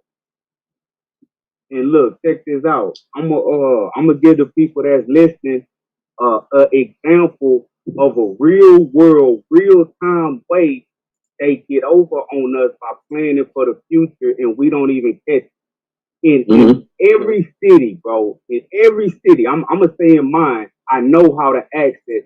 In yours, it may be a slightly different way. But what cities do is they post certain things on their city website online. Okay. Now every city is forced to think decades in the future. And so they'll have something on their website where you can look at the city's development plan, where they want to be in like the next 20 years. They update this stuff and they put it out there for the public. Not everything, but some of it. So this is what they'll do. You'll see that they'll have it on their city plan that within the next 20 years, they want to create like a commercial district on this side of the city, or they'll call it revitalization. They'll want to revitalize a certain area of the city. So this is what they do. You know for a fact, if you're paying attention and if you're involved in politics, if you're asking the right questions, you'll know in advance where the city is going to be funneling all of their money within the next 20 years. So you have people that's in the city who will buy property in that area. When they devalue it, they'll buy the property, and then when the city revitalizes it, that property instantly is worth tens of thousands of dollars more. And if you're real lucky, you will have property that the city wants to buy so they can expand, and then you're gonna make money by them buying it from you. So if you know what an individual is going to be doing, you can strategically position yourself to eat right along with them. But we don't be understanding where they're going to revitalize, where the grant money trying to figure out how they know. Exactly. We don't know it till it's too late.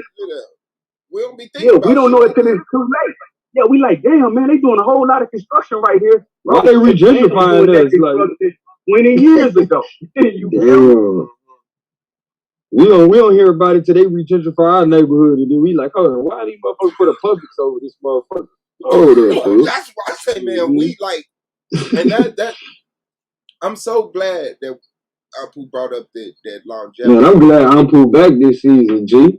I heard that shit this Oh morning. yeah, That was some great news this morning. I was like, shit, Swab, you know, went live. I can do my walk. But then when I heard what y'all niggas was on, I'm like, oh shit, I needed this. Needed this.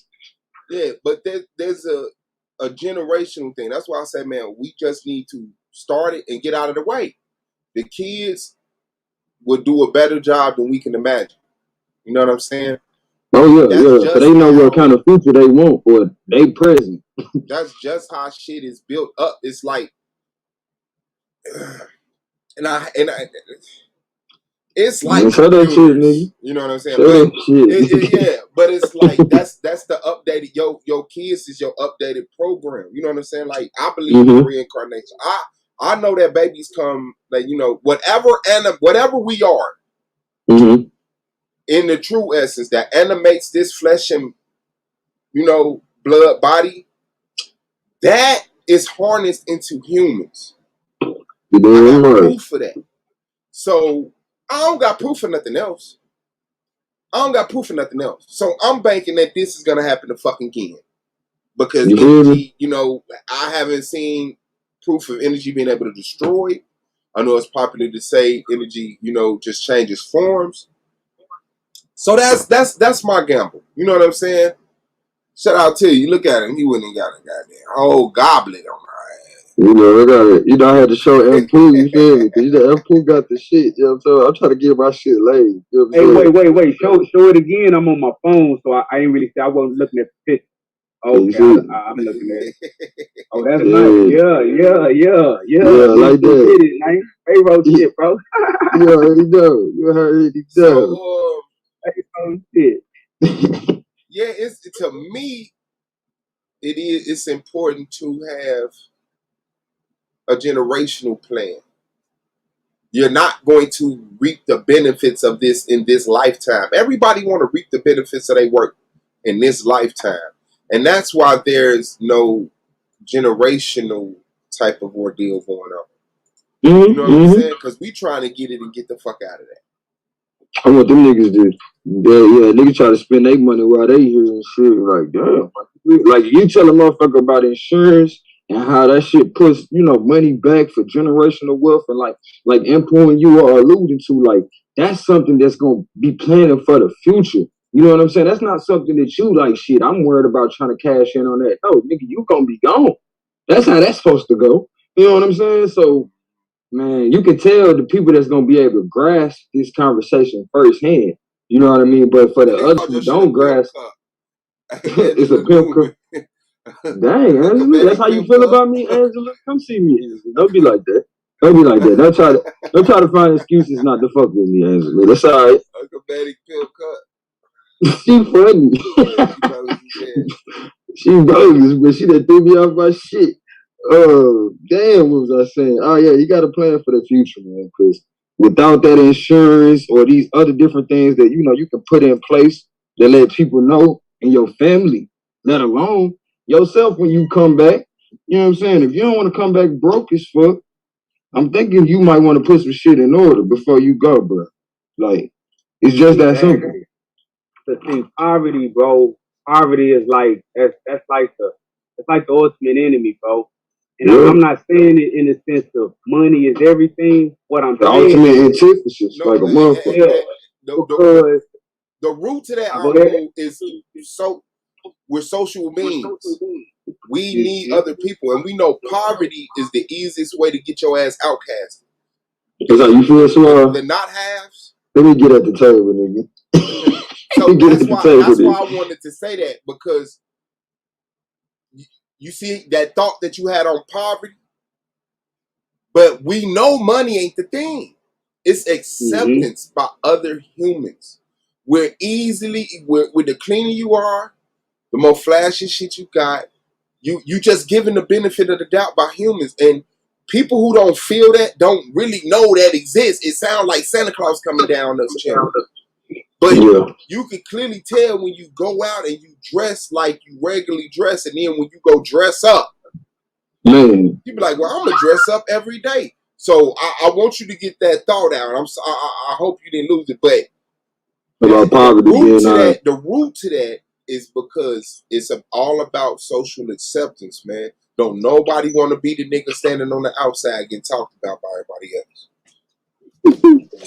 Mm-hmm. Because Yeah. you're the bottom of the what's and we know that in order for a civilization to be able to sit down and think about how scientists to actually develop technology and things, study the world around them, you gotta have your resources secure. Or just the physical act of existence itself, you'll have to spend all of your time trying to look for food. That's why a lot of our ancestors, they talk about when they had stable food sources and when they were able to do agriculture and grow food, stay in one location, stop chasing the damn herd, they could really sit down and think about abstract thoughts. And so part of our problem, especially like right here in America, what I mean by the poverty is if you ask a lot of these guys, really if you just ask your younger self, I'm gonna do it. I'm gonna ask my younger self, why did I do this? Why did I rob? Why did I sell drugs? Why was I out there running crazy, acting a fool? Now, the majority of the time, just real talk, motherfucker gotta eat, bro. If the average person is out there selling drugs, they doing it to get money so they can purchase things. They ain't never had nothing. Their parents ain't never had nothing. People that's out there robbing and stealing. Right. What are you robbing for? You out there robbing for resources. We have been systematically put into a position to where if you put any living organism into a position to where they have to fight for resources, they are going to fight for resources. They will not just sit there and die. Now you have some people who would just be like, you know what? I don't care if I starve to death. I'm just not going to steal. But then you have some people that's going to be like, man, I'm going to steal, but I'm just not going to hurt nobody when I steal. And then you got some people that's going to say, man, fuck it. I got to eat. My daughter needs diapers. My son needs milk.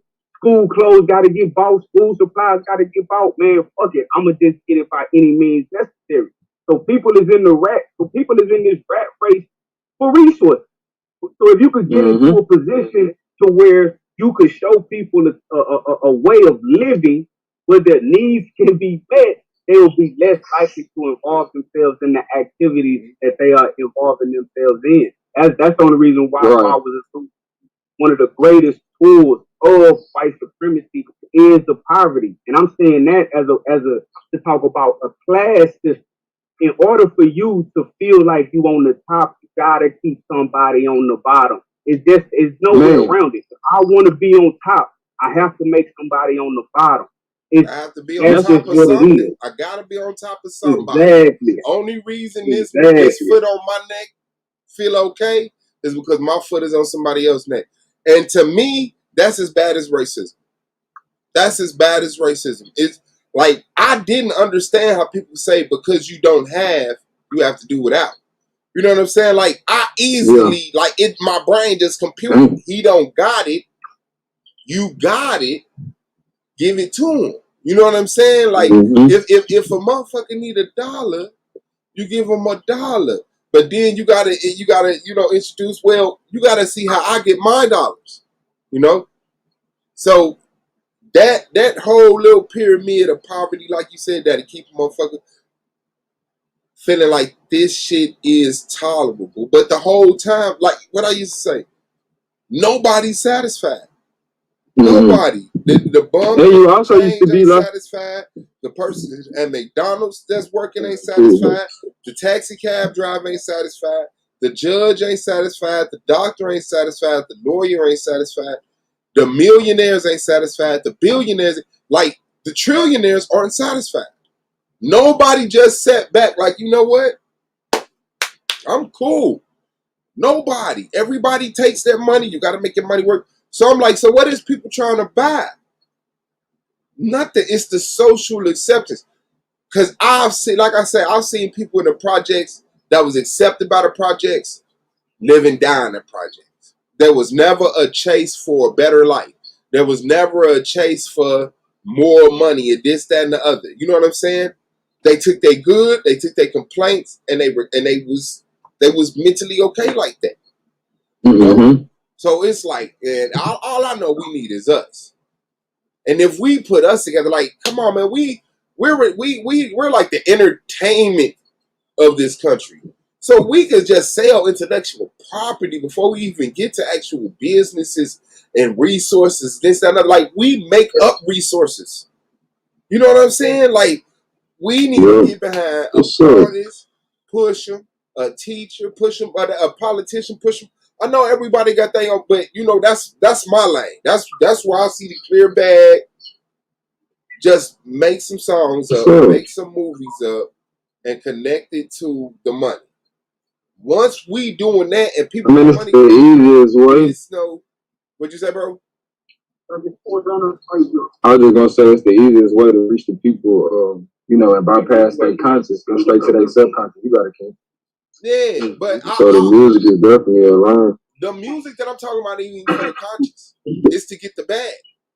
There's no bag in conscious music. You know what I'm saying? You have to cross over. And black people, in order to cross over, you have to get white customers. And black people, conscious music sounds anti-white. So you're not going to get them to pack the stadiums listening to that shit. You know what I'm saying? Like, we got to get, I don't give a fuck if it's, you know, pop, R&B, trap, opera, classical. You know what I'm saying? I don't give a fuck if it's horror movies, comedy movies, none of like we got the equipment that we can start taking off in something that's $1 trillion industry. It's just concentrating our numbers. Yo, can we work on something? Yeah, you willing to dedicate some time? Bet. That's it. That's it. But most of the time, everybody, but Ampu, Goldmine, and Swab got $1 billion idea. $1 billion easily. But what team we gonna do it with? Can't do it over the internet. You know what I'm saying? Like especially with our pool mission, you know, like we need to be there with him, boots on the ground, giving him numbers. You know what I'm saying? Like we could buy so many books. You know what I'm saying? Even with mine, you have to be here to act in the movie.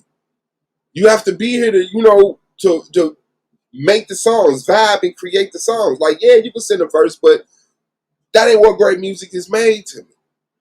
Now, Goldmine to me, the agricultural information he got, the fucking hydroponic information he got, like, if you know what I'm saying, wait. So it's like we definitely got to be there for that. So that's why I say something got to shake, man. We need to get some land. I don't give a fuck where it's at. We need to concentrate our numbers, bro, and we need to start working on these projects and passing this shit down. And, you know, getting the hell out of the way. But every generation starts over. Every generation got to start over accumulating wealth, a social circle.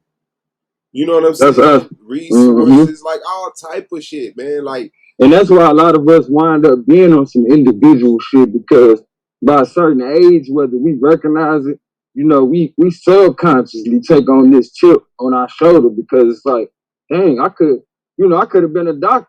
But the only difference between me and the doctor is he got an office and somebody was able to put up money, you know, to make sure he can go to school. So, you know, the intent is still there to want to help people. But, you know, like you said, and Empu is alluding to, like, if you ain't planning for that future, then ain't gonna be one. And if you're not cultivating that environment, like Suave is talking about, to allow for him to show us what the future's supposed to look like. You know, because the children know what they need. You feel me? And like just like we knew what we needed. But what was so crazy is, and as I'm thinking about that shit, we was able to, like as Empu was talking about poverty. Poverty was one of my best friends on some, long as I wasn't trying to, you know, stay in the same place, because poverty pushed me. You know, starting out with nothing made a nigga be like, hold, I gotta get something. You feel me? But had I not had that antithesis of having nothing and realizing, hold on, if I want my mama to have something, if I want my sisters to experience life before they life over with, I gotta get out here. You know, and that shit came to me at like, I'm like 7. I'm like, nigga, man, I feel like talking to my cousin tomorrow. I see this nigga getting money. Shit, we need some money. You know what I'm saying? Like, so it's a natural, like you always talk about, it's innate in us to rise to certain occasions. But it's not in everybody also. Like, everybody don't got that same, I'm finna go out here and get some money. Some people, you know, they gonna be creative in their own ways. That's what I just say. You know, rather than having to go down the whole list of stuff that people could be doing that would be considered progressive in their own way. Y'all niggas ain't got me so hyped. I done took the second walk. Shit. I mean, just think about it like this. If you as your great grandfather would have passed down that wealth, you would have had it now. You know what I'm saying? Like, I just seen something Jimi happened Hendrix. that My bad. Go ahead. disconnected us from our wealth. So I mean, we gotta get back on the ball. But like I said, man, we came to. We was in America. We were black. We were, a certain class of people. You have to witness something outside of that to say, do this. They say one that never sees water couldn't imagine an ocean. You know what I'm saying? So it's like you have to break that culture barrier and see something and bring it back and say, man, do you know the motherfuckers, feel like, well, we can't do this no more. We've been shouldn't have been. I mean, you'll have mixed feelings. Some people will see it, well, this is just our place. Some people will get extreme, and there'll be variances in the middle. But I mean, what else we need to see? What else we need to see? By the time I was born in '79, bro, this shit was wrapped up, over with, done. We should have been out this bitch. We should have been out this bitch or in this bitch in a different fashion. Some shit happened. But I see that it constantly, it's a constant fight. Tulsa, Oklahoma, Liberia, a name, how many nameless places? You know what I'm saying? Come on, man. The unknowns. Look at that. The Black Panthers had a fucking embassy in Japan. Or whatever it was, they gave them an embassy, bro. Oh, yeah. They definitely did. Like, what the fuck? Like, look how many times Ghana did the year return. You know what I'm saying? Hey, we got money and land put up for the black people. But they building a whole Wakanda just to, like, you know how you said, man, I ain't talking about the conscious music because that's not what I was talking about either. I said, music is the best way to go straight to somebody's subconscious. And for most people, they don't realize the brain works for them. They just assume whatever the brain bring across they plate, that's they thought. So in order to get straight to that shit, you go straight to the subconscious. So to make the music that reach them where they at, that's the best way. Like, how you gonna be so intelligent but you can't reach another motherfucker where they at? But a lot of us, we so bougie that we don't know how to get our hands dirty. You know what I'm saying? Like, oh, I done got up this far. How dare I reach down there? Like, man, get your stupid ass out the way then and send me some money so I can go reach the motherfuckers who you not going to take the time to reach. And if I don't reach them, they going to be in your house, going to your mouth. You feel me? Like, I don't want to cut y'all, but... no, go ahead, G. We keep on cutting. This is cycle. All right. Yeah, I'm finna have to go and log off, man. I'll be working overnight. I ain't really sure appreciate it. That's how I called him up early in the morning. I was like, man, I'm gonna jump on with him. Let's keep him on prep season 4 before I lay it down. But yeah, I just want to say, man, shout out to you boys, man. Appreciate you taking on, man. I look forward to being back to season 4. I have been watching some of the space though. Shout out to the champion A9. That's what's up. Shout out to the commissioner. But y'all finna go and log off, fellas, man. I'll be tuning in, Man, we appreciate you, bro, sharing the news with us. And, man, we look forward to having you back, man. Shit, we excited about this season even more now. Already, man. Y'all see what's happening over here at the AOI. Goddamn. Let them know. We'll be back. Season 4. Yeah, y'all be good, man. You already know. And I believe you got manager over here, too. I know I sent it to you. Yeah, you do. Okay, all right. Okay, peace to you, big bro. Appreciate you. All right, peace. Peace. Another thing we got to do. Another thing I wanted to do with Ampu, I want to do because I'm finna start doing voiceovers and shit. I want to do his book first. You know what I'm saying? Put my nigga out there first. But yeah, because he got so much material, you know what I'm saying? I got to start with one of them motherfuckers. But they said, what you feel about what?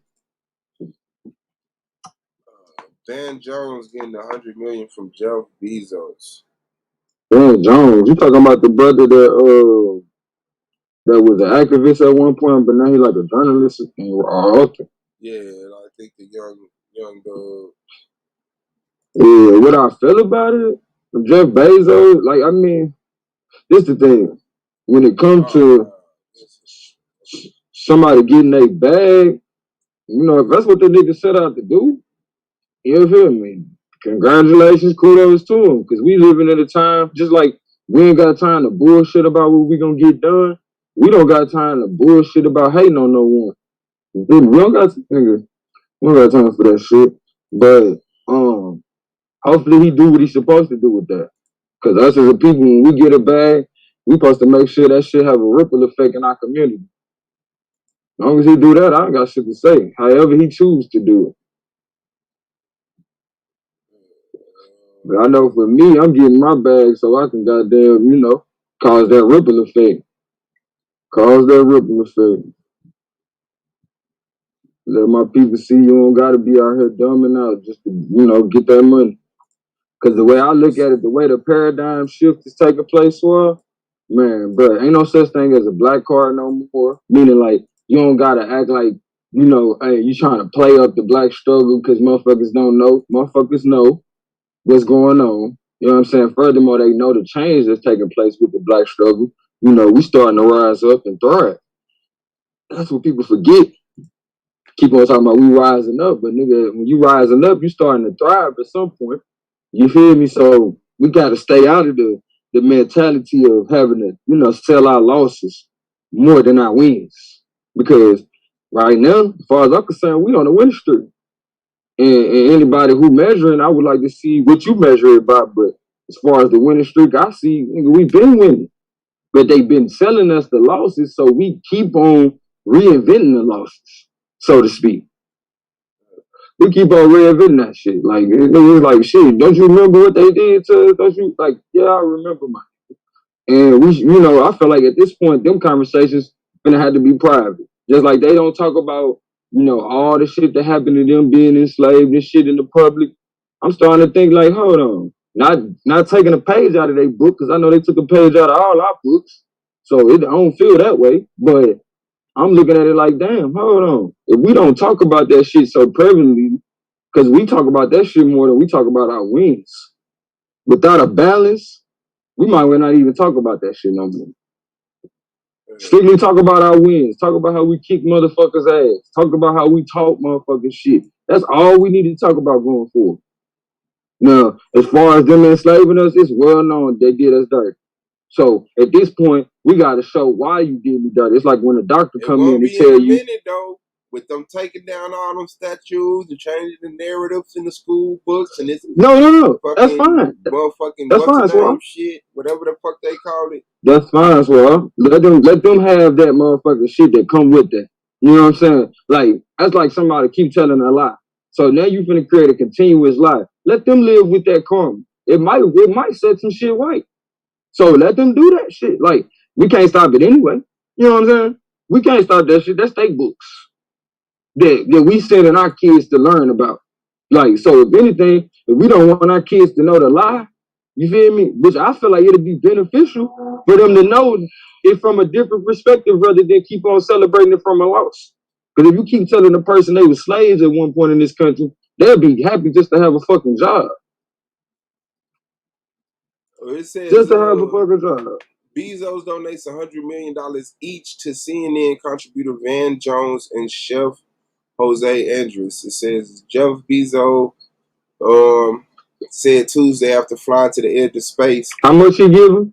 $100 million. Damn. After flying to the edge of space, that he planned to award $100 million each to CNN contributor Van Jones and chef Jose Andres. Bezos said that Jones and Andres were free to do what they want with the money.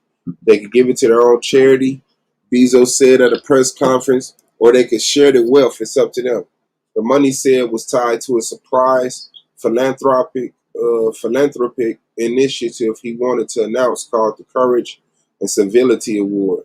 The award aims to honor those who have demonstrated courage and tried to be a unifier in the device world. Bezos added. Yeah, that sticks out to me right there. That nigga thugging. Unifier in the divided world. We He need unifiers, not thugging. vilifiers. He So that thugging. language right there jumps out to me. Bezos says we need people who argue hard and act hard for what they believe, but they do not always with civility. But they do that always with civility and never add Yes. hominem attacks. He Unfortunately, thugging. unfortunately, we live in a world where this is too often not the case. But we do have role models. Jones accepted the award, said that sometimes dreams come true. You bet on me, and I appreciate it, Jones told Bezos, later adding that it was money for him to give to others who have a similar spirit. Andres, who has poured his efforts into feeding those in need around the world, said that the award itself cannot feed the world on its own. But Andres added that this is start of a new chapter for us. Anderson Cooper, who was anchor at CNN coverage on Tuesday, I like how Andrews responded, but go ahead. said on air after Bezos announced that the award that it was quite a surprise. None of us knew nothing about it. The philanthropic initiative from Bezos comes as he and fellow billionaires such as Richard Branson, the Virgin Galactic investor, face criticism for spending their wealth on space tourism. Bezos has previously been criticized for not contributing more to philanthropy, but has donated billions of dollars in recent years to causes including climate change and food banks. Critics have said that the world's richest people should work to improve the conditions. What's wrong, baby? Huh? Say it again. At the top? I don't know. You must have ate it already. Hold on. Critics have said that the world's richest people should work to improve the conditions for people here on Earth instead of flying off into space. Bezos and supporters of space programs, however, have counted that both are possible. Right? Well, I say they are largely right. We have to do both, he said in an interview with CNN Monday. You know, we have lots of problems here and now on Earth, and we need to work on those. And we always need to look to the future. We always done that as a species, as a civilization. We have to do both. What you say, bro? I ain't saying nothing. I'm tripping off this film. Oh yeah, but the whole talk about unifiers and not vilifiers. We need unifiers and not vilifiers. So I mean, I would like for him to break that down because to me, you know, like you say, those who just integrate get patted on the back. Those who believe in integration are called vilifiers. You know what I'm saying? So for a black person to say, hey, Damn. this system is, you know, built to keep motherfuckers, you're vilifying I the didn't catch system. that shit. Yeah. When you're saying, See, you know the language. That's what that is. You understanding the terminology. I didn't see. I never heard that conversation, and for him to be using that terminology, he's heard that conversation too. So it's like, I knew something felt funny though because I was like, the way Van responded versus how Andrews responded kind of stuck out to me. Like I liked how Andrews responded. It was a balanced response. Like this ain't gonna feed the world, but it's a start in the right direction. You know what I'm saying? It's not like a full forgiveness. You feel me? But we appreciate you trying to move in that direction. Whereas Van was like, this is a dream come true. Like this nigga, like he basically like nigga, I'm done. You feel me? All that, taking shots at the man and fighting the good fight, nigga, I'm done. That's what that shit seemed like he was trying to say when he said this is a dream come true. Like, damn, my nigga. Like your chair got popped or something, my nigga. What's good? What is good? Nigga said a dream come true. Come on, Van. Can't be showing your hand like that, yeah, man. so what do I think he's You gonna catch what do? I was saying though? I think, yeah, I think he's gonna. That's crazy. I mean, I already got no thoughts on it. You know, I'm talking about their responses. Like that shit was crazy. Like one of them was just so excited, like he hit the lotto. The other one was like, I mean, all you gotta do is appreciate it, but look at black people on game shows versus white people on game shows. When white people win the also money, is Andrews a black person? no, he's a Mexican. He's like a Spanish. Man, get the fuck out of here. Yeah, he's like Spanish. So it's like Oh, white people man. win money on game shows, they be like, yeah. Black people win money on game shows, we cry. We cry. And we thank God and our family run from out there. You know what I'm saying? So, but at least he ain't pulling Michael Jordan though. At least he ain't pulling Michael Jordan though. You hear me, sure? At least he ain't give money to both sides. He gave money to both groups of people that are being, treated unfairly in this country. Yeah, he a billionaire. Shit, he said. Shit, I'm finna start saying on y'all. It's just like when ain't Jordan a billionaire too? Who? Ain't Jordan about a billionaire too? I mean, if he is, he's a black billionaire, which is different. Like I ain't comparing them completely, but what I'm saying is being like if we get mad at Jordan for giving money to, the NAACP for one, which is not a black organization, and the police department, for him being out of touch, then somebody got to see that this nigga just gave money to two groups of people and told them, because it's groups of people, he basically told them to give this to other people that's of your background. You feel me? And make sure your people straight. Whereas this motherfucker just gave some money to an organization and was like, all right, I did something. Y'all shut the fuck up talking about me because I know I ain't do shit when I was playing. Like that, I'm noticing a difference. But like you said with that terminology, it also gives me a eyebrow raise. Like, hold on, nigga. Why you use that terminology though? Like, yeah, I don't see him doing shit with it that build a Tulsa, Oklahoma, no shit like that. I mean, he just going. Cause some niggas out of something. You're looking at these white people who, like they say, they're billionaires and they became billionaires off of ideas and this, that, and the other. They didn't work hard.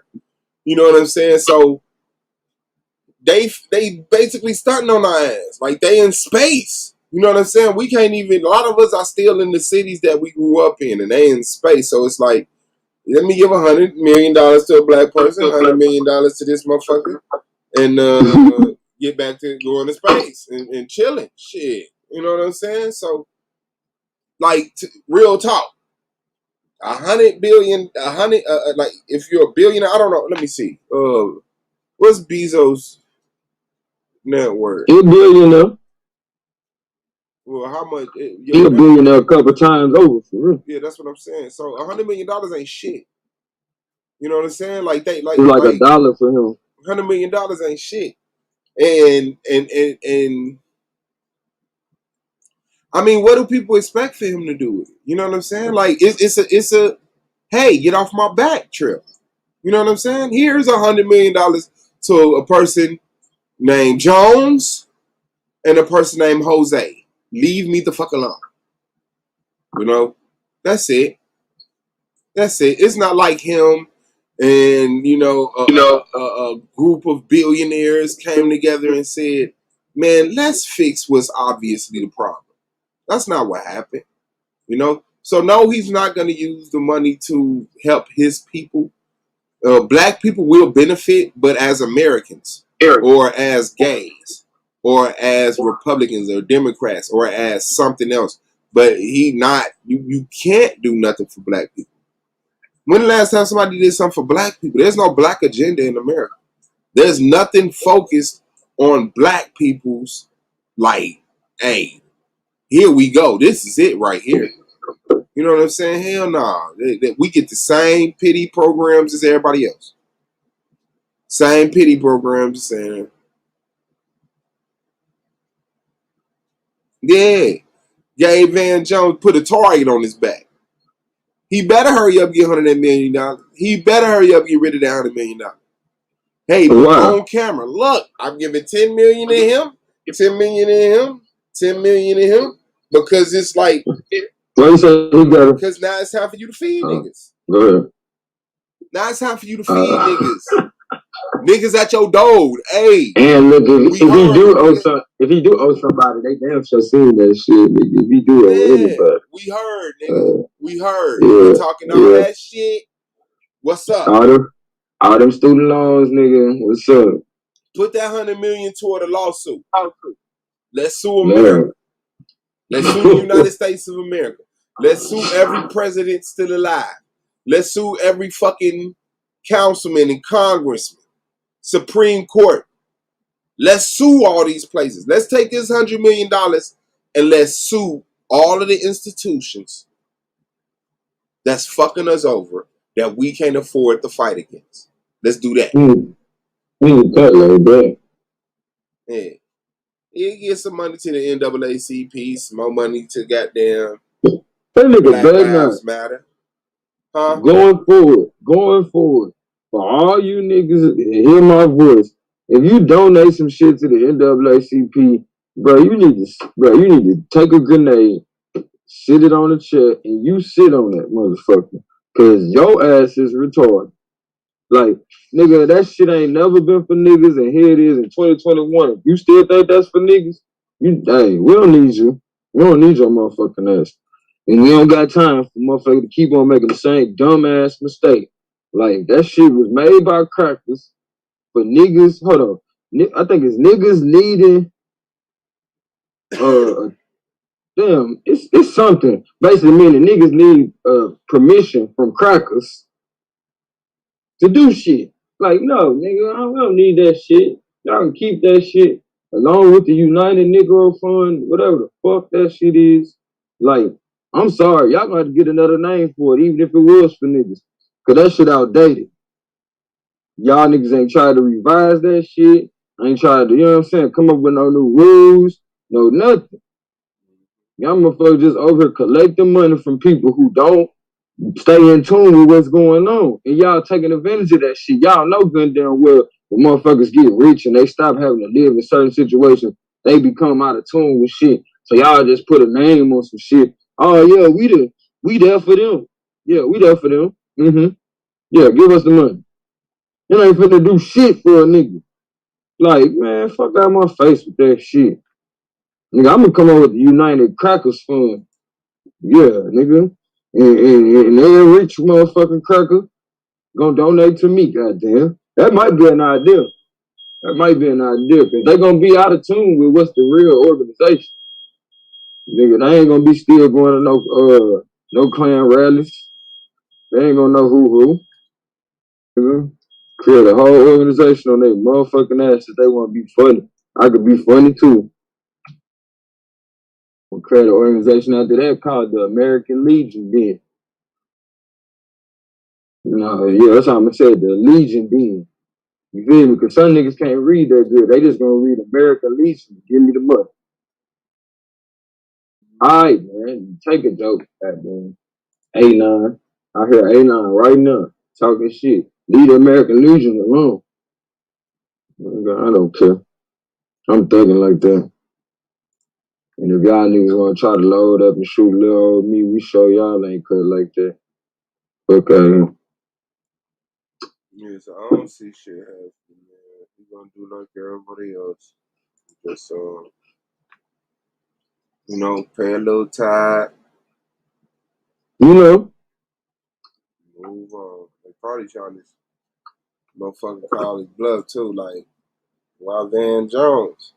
You know what I'm saying?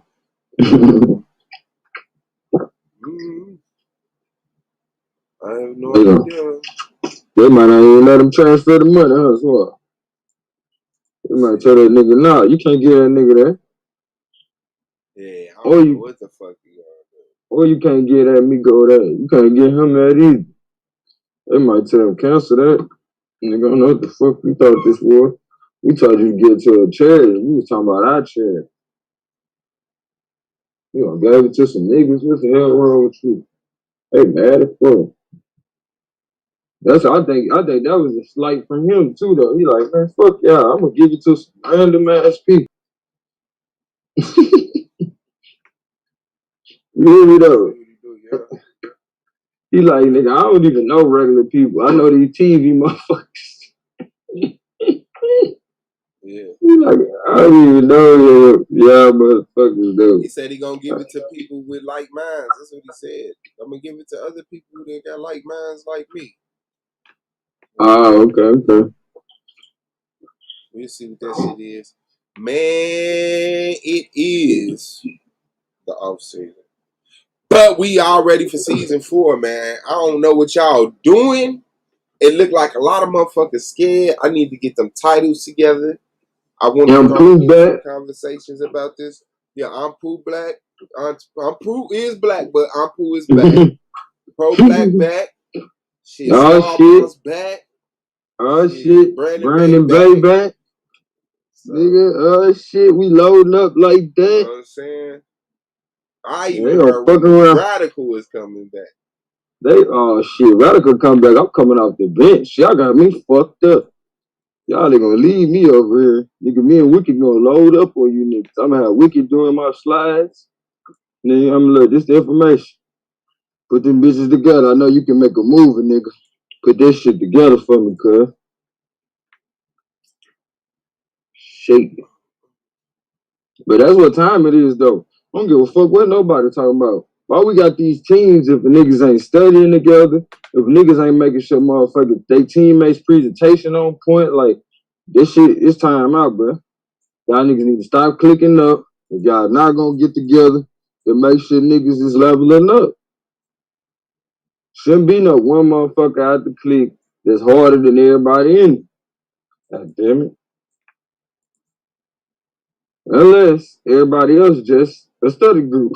You feel me? Y'all should be debating. Just let that nigga debate. We done had seasons like that. Where niggas swab the other motherfucker running right there like shit, but they go, hey, we still studying behind the scenes, nigga. And Swab stay studying some shit. What the fuck I come back in this bathroom for? Man, Swab. So you know I gotta go over here and get a damn mouse out of my kids' room. I'm like, this ain't just about nothing. But, you know, I'm grateful. Because I get to go see my kids. You know what I'm saying? But you're like, damn, my nigga. Yeah. I told her, I'm like, damn, I do everything. But, you know what I'm saying? Get the benefits of doing everything. Shit. But oh well, I'm learning. And I give a fuck about that type of shit too, though. Shit, my thing is this. You can get all the sex in the world, but when it's unwanted sex, nigga, fuck that shit. Keep it. Keep that shit. Cayenne and black, baby. But at the end of the day, if you don't ever been in a situation where you making love and a motherfucker don't want to be making love to you, that's the worst feeling in the world. So I'll take it. I'll take it when a motherfucker want me. Shit. So you say you want me? Okay. All right. Let's go. I ain't even tripping. And the other time, I'm out here getting this bag. What you talking about? I'm getting this land, man. I'm over here trying to learn some shit from Radical and Squad about how to do some more shit. Because when you broke, your best bet is to learn the skill. It's going to make you some money. Shoot. And if you like me, you trying to run a company or a few different organizations, you're going to need to know how shit runs. So the best way to know how shit runs is to do it your damn self. Do it your damn self. You might not do it forever, but at least you know what a motherfucker supposed to be doing if they doing right by it. You it is. Man, I gotta run these damn numbers up, Suave. I think I gotta get like 1,000 watch hours, my nigga. Just so I can remonetize like this bitch. Once I remonetize and get a few more things going, nigga, I can tell my boss, you know, it's been real. And nigga, I'm the fuck out of here. I'm the fuck out of here, bro. Alright. So if you hear your boy and you feel your boy, if I don't ever say something that was revealing for you Or if you just, you want to see another black man get up out that rat race and point you in the direction to get yourself up out of it, shit. Feel free to make sure you tune in to the Argument League and the Gold Mine Tree Tribe. Whenever you just sitting there not doing nothing, or while you at work, just put your headphones in, listen in, put your phone in your pocket. We gonna be sitting there chopping up shit. Even if we ain't live, we got plenty videos. Just go back and check that shit out. Make sure you in tune with what we be talking about. Cause sometimes I know what we be talking. Y'all don't be, you be like, what is them niggas talking about? Cause we be talking about previous conversations we done had with each other. And we don't like going back to elementary just to have a conversation with each other. So we tend to remember and keep it in our memory banks or what a motherfucker done said. Like when Zadok come up here talking that shit, we already got a whole background file on this nigga. I'd be like, Swab, pull out the file. Pull out the motherfucking file. Ain't this the same nigga that tried to say his baby mama was retarded, but then when niggas started calling her retarded, he got mad? Like, who the fuck you talking to, bro? Well, nah, niggas started telling him how he was wrong for calling his baby mama retarded. Like, nigga, you the one chosen. Even if she was retarded, you the one chosen. And that's why they damn near told your ass, you ain't gonna have no rights to this baby because you think you slick. Your ass ain't retarded. You up here fucking this retarded person. Nigga dirty, but I knew niggas was like, they want somebody that don't gotta have that much trouble out of that swab. But damn, my nigga, that's a bit far though. Like, I'm gonna get somebody that can't talk shit to me. Like, it's like a nigga saying, a motherfucker be like, man, I got a preference, man. I like mute chicks. Like, what the fuck you mean you like mute chicks? Fuck wrong with you, bro? But you got a problem. You ever swear? Yeah. You know I ain't Nigga talking fucking with about you talking about that nigga girl, bro. Nah, I ain't talking about her. He was talking about her. I'm talking about him. He the one trying to say she was retarded. And then the mama, the guardian over her, while she grown, she is retarded. Shut up, squad. Yeah. I ain't fucking with You ain't fucking with you. it. Shout out to Say that, man. Keep going, my nigga. That ain't his girl. That was his. He tried to have a one night stand. I quit. This comedy hour, goddamn. These niggas like American swab. America be making funny. America make fun of your struggle. You feel me? Shit, black people too. Shit, we know we're motherfucking. We get through some shit. You know what I'm saying? Goddamn. We Get get through through some some shit. shit. Like, nigga. Once a I motherfucker know. know you okay, shit. You see that nigga fail? That nigga head said, right. About that That's where it That's where it started what at. the The first fuck? time you failed as a kid, nigga, your parents was laughing at your ass. You're like, damn, that nigga alright. Damn, that nigga fell hard as fuck. Yeah, I know my motherfucking son. That nigga laughed too. He like, yeah, cause that's what it be. You Yeah, go through some shit, motherfucker. Look up, you laugh. They be like, okay, all right. this ain't that serious. I can get up. People fall. I remember them lessons. But But yeah, yeah. I wanted to share that too. Connections from the bush to the Bin Ladens. Yeah, buddy. I like these backgrounds you got in there. Now we're gonna have to get on Wiki about making us some backgrounds, man. Shit, we need to get on motherfucking Pro Black. Oh yeah. That nigga got a motherfucking layout so goddamn cold, nigga. He said he was trying to do the news thing, so he on that shit. I knew he had something in his bag. Yeah, that nigga. That's another reason why I'm trying to get our numbers up so we can, run that shit like on multiple channels too though. That way shit, everybody be interconnected. That way, like shit, based on like not on trying to keep nobody in pocket, but shit, everybody will be in control of their own destiny at that point. Everybody had their own channels. We can run it through multiple channels. You feel me? You promote your channel, make sure people hit your link, you know, shit like that. As well as, you know, we gonna promote each other channel because we on the same stream. That's what I like about this shit, man. Shit, we supposed to we gotta direct these niggas to the app. You still got the app? Yeah, it just ain't finished. Oh, okay. But shit, we got to buckle down on that 2022. It just ain't finished. But I mean, we could use it interpersonally. Like I could send you the link and you could download it and we could use it, but it's not ready to be put on Play Store or nothing. Yeah, buddy. Man, damn, my motherfucking phone about to die. Oh, What is oh, there you go. man. Pro Black, I'm cool. Burning and Bay. I don't think niggas want to see my squad, so I don't even look that way, dude. Y'all already know about squad busy. Shit, it go without saying. I was just trying not to mention his name. Y'all know y'all gonna back up quick bean.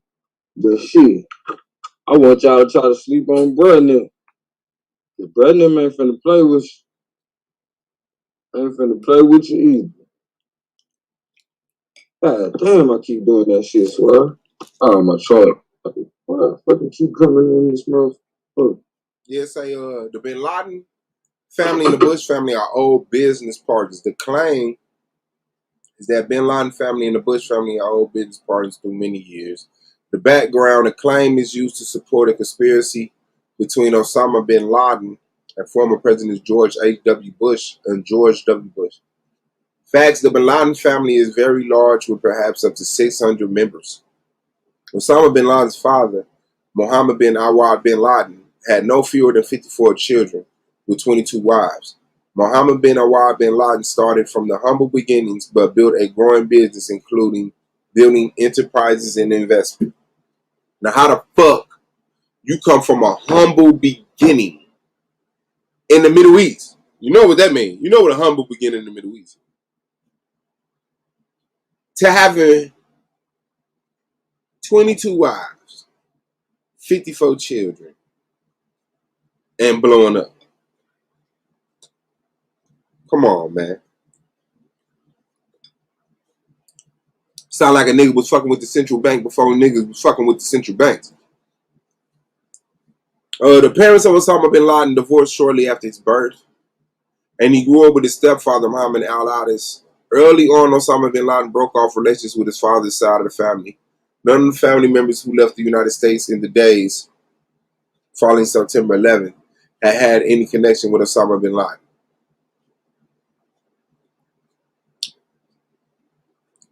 None of the family members who left the United States in the days following September 11th had any connection with Osama bin Laden. What in the fuck are you saying? None of the family members had no connection? Wow.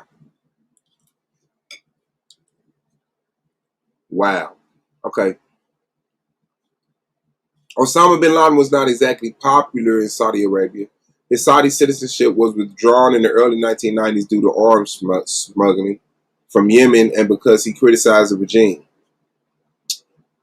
So what you think? Because he criticized the regime.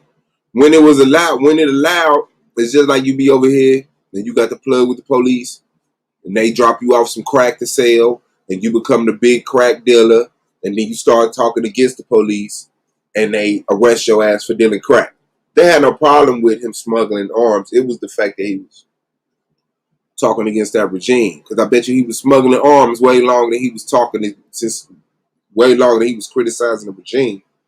When it allowed American forces to use military bases in the country during the Gulf War, exactly, from 1990 to 91. The Bush family business interests stretched far and wide, and it is thus no surprise that some vague connections exist to that part of the bin Laden family which has no contact with Osama bin Laden.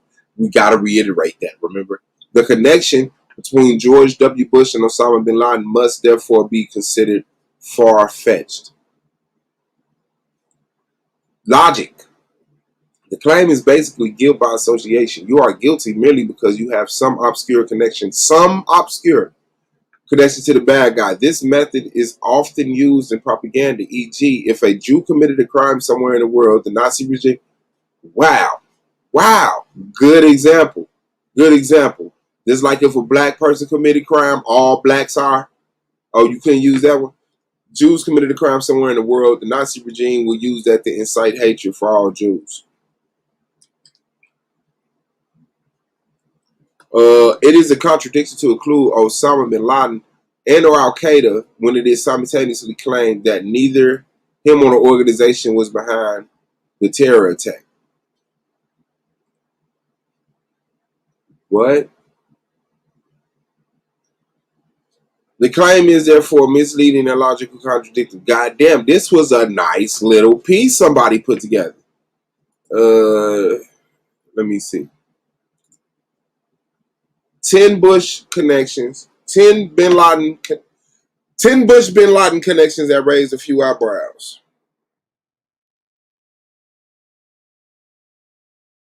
The oil business connections. The connection between Bin Laden and the Bush families go back decades. Perhaps the first time of note that their paths crossed would be in 1978 when George W. Bush and Salem Bin Laden, brother of Osama, set up Arbursto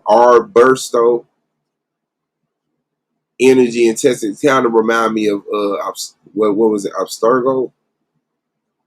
The business was far from a success, however, and by mid-1980s, it's having since merged with Spectrum 7, was taken over by a company called Harken Energy.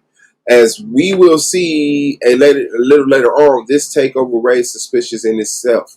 Suspicions that will be proven correct when an examination of the company underwriting the takeover to the tune of millions of dollars exposed various corruption scandals. There were other wealthy Saudi investors connected to Arbusto. The person largely seen as being responsible for many introductions between the Bush family and these wealthy investors is next on our list, Jim Bath. Jim Bath was a CIA asset around the same time that Bush Jr. was venturing into the oil business. Oh, shit. Okay, hold on.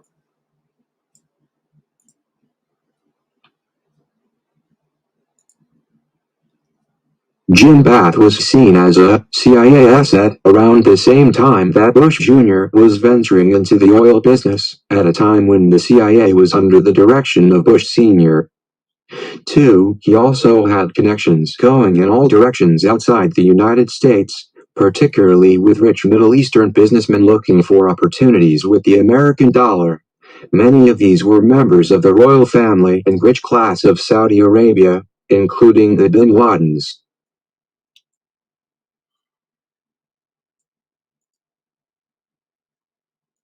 In fact, so deep was the trust between Bath and the Bin Laden family that Bath had entered into an agreement with them to be their representative for business ventures in America. This agreement would also lead to Bath representing the interests of Khalid bin Mahfouz, a person whose name comes up time and again in connection to Bush and Bin Laden's business ventures, and someone deeply connected to the National Commercial Bank of the Saudi royal family. Bath had been close friends with Bush Jr. since their time together at the Texas Air National Guard, a placement that, rightly or wrongly, would keep an otherwise eligible Bush Jr. out of the Vietnam War. 8 BCCI and Harken Energy photo credit. Global research. When Harken Energy took over the collapsed Arbusto Oil Company in 1986, it was underwritten for $25 million by the Bank of Credit and Commerce International, better known as BCCI. Coincidentally or not, BCCI also had many of the same rich Middle Eastern businessmen involved in its operations as Arbusto had. In early 1991, the BCCI was shut down due to investigations revealing money laundering activities that were connected to the movement of weapons, as well as funneling money to the Mujahideen to aid in their conflict against the Soviet Union. As we shall see later, this money was essentially being funneled to Osama bin Laden. Another longtime Bush bin Laden associate, the previously mentioned Khalid bin Mahfouz, had a controlling interest in BCCI. In short, BCCI has been called the most corrupt financial institution in history. 3. Although there were no proven direct links between the Bush family and BCCI, there were definite indirect links to be investigated. There were also similar connections between another group the Bush and bin Laden families were involved with, which was directly involved with the BCCI, and it is the next entry on our list. 7. The Carlyle Group photo credit. David Valdez in the book House of Bush, House of Saud. Researcher and writer Craig Unger explored accusations of secret political agendas between the Bush family and, in turn, the Bush administrations. Several rich Saudi businessmen, including Saudi royals and bin Laden, and a gathering of specific people known as the Carlyle Group. To say the content of the publication was explosive would be an understatement, with some publishing houses suddenly pulling the book from their available titles due to increasing risks of libel. Needless to say, many people viewed this as an attempt to threaten such publishers and writers to suppress information. One of the publishers, Simon Master of Random House, would even claim that libel lawyers were stifling free speech. For, to others, it wasn't the lawyers doing the stifling, but rather those who were the subject of such books' content. In short, the Carlyle Group, while being a fully transparent private equity company, had many of the same Saudi businessmen and Bush Jr. and his associates, who were connected to the highly questionable aforementioned BCCI scandals, as well as various other companies stretching back years.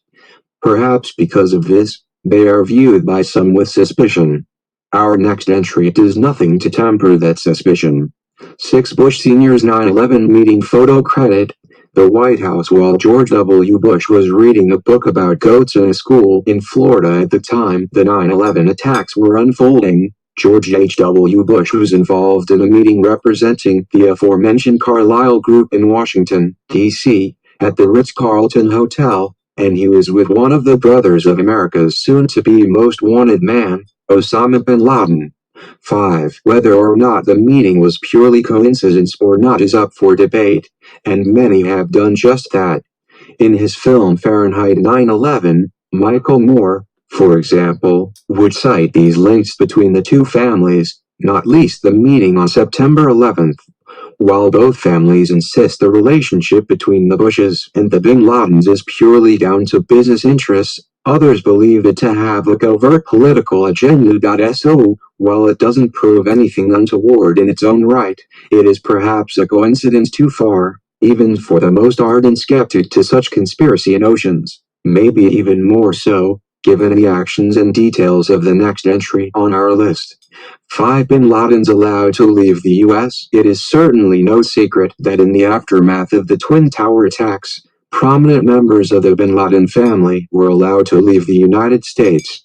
6. Not only that, but they were given safe passage courtesy of the U.S. government at a time when every aircraft over U.S. airspace was otherwise grounded. Although it's easy to jump straight on the conspiracy train with this one, when viewed clinically, it would most likely be a case of protecting longtime associates from the unjust attacks they would likely experience due to their relative having committed a terrible atrocity. As one of Osama's brothers, Yislam bin Laden, stated, since the 9/11 attacks, the name bin Laden is synonymous with terror. It wasn't just the fact that bin Laden's family members were allowed to leave, though many reports would. But that's crazy, because if you was worried, like real talk, if I had a brother that did some violating shit, the first thing I would do would publicly come out and condemn him. Like, if the world is looking and my brother does some bullshit, first thing I would do is say, I don't know this nigga. I don't know this nigga. Yeah, he got the same dad as me. I've never seen him. I don't know what he looks like. I'm not cool with his wife, his kids, this, that, and the other. Like, come on. Why do you feel like you got to get up and get out? Like, right? Like, wow, this shit is crazy. Could we use the excuse? The reason I left the scene is because I wanted to protect myself from the unjustly attacks that I'm going to get from people. Hell no. That is crazy.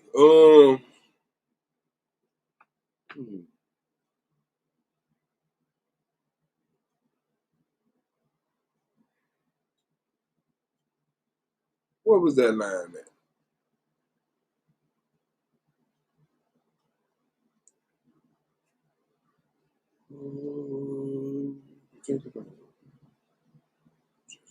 What's this?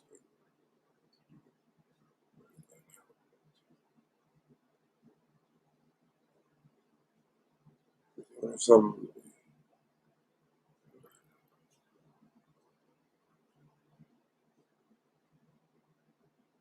What was that line at?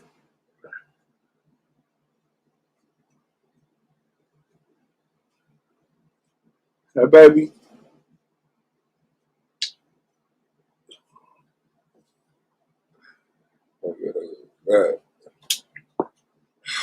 Come here, big baby. What the fuck?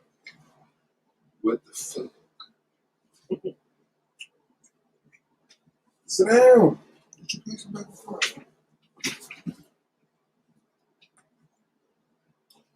Where the hell is that line at?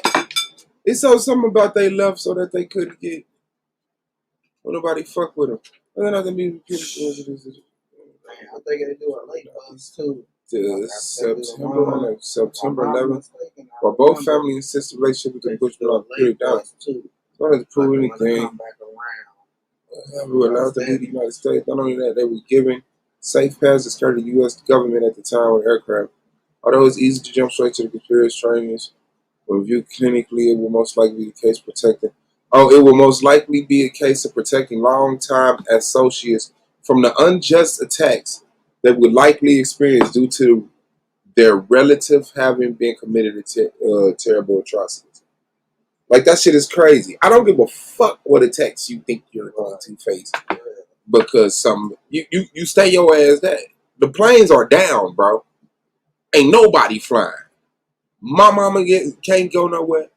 Your mama can't go nowhere. Then you telling me somebody named Bin Laden that's related to the dude? And look, but this was so wild. Now let me tell y'all what's wild.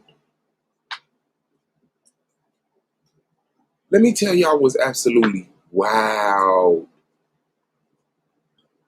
George Bush the president was in Florida at a school when the planes struck.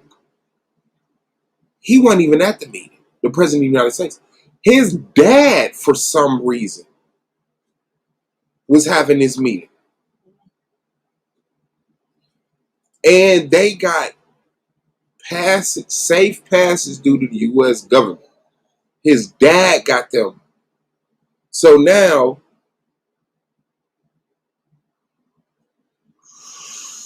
hold on. Let me see where this was at.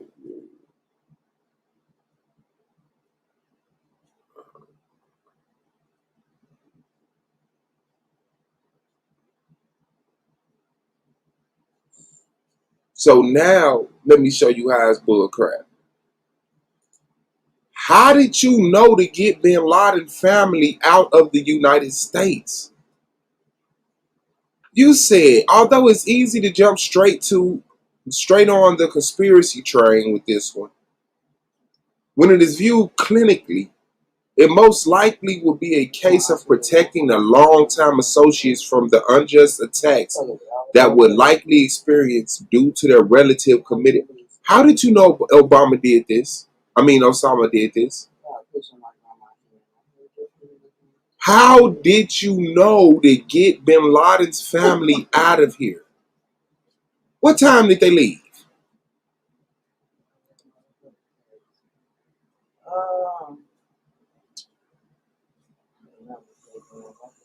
What time did they leave?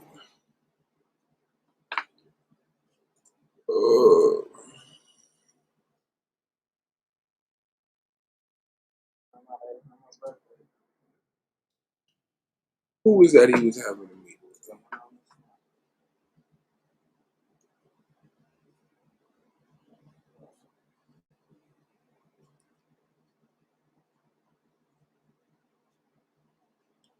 With one of the brothers. Which brother?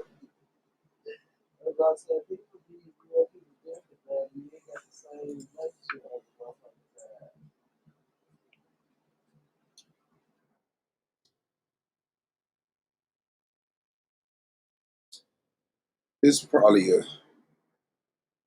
large jump. Let me see.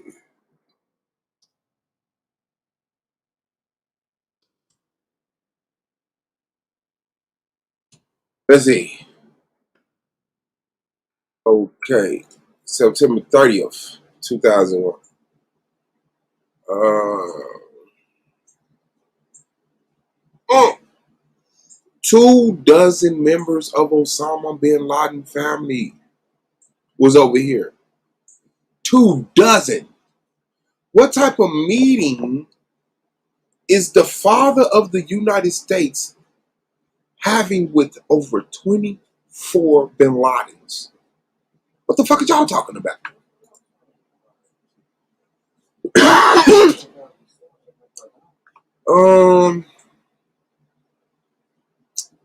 The United States in the first days following the terrorist attacks on New York, according to Saudi. One of bin Laden's brother frantically called the Saudi Arabian embassy in Washington looking for protection. Prince Bandar bin Sultan, the New York Times. The brother was sent to a room in the Watergate Hotel and was told not to open the door. Most of bin Laden's relatives were attending high school and college. The young members of bin Laden's family were driven or flown under FBI supervision to a secret place in Texas and then to Washington. Like, come on, bro. For what?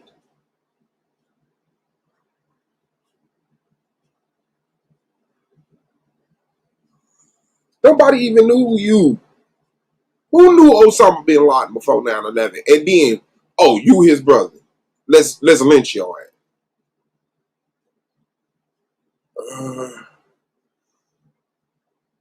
Oh, it was 3 days after the attacks. Okay. So it wasn't the same day.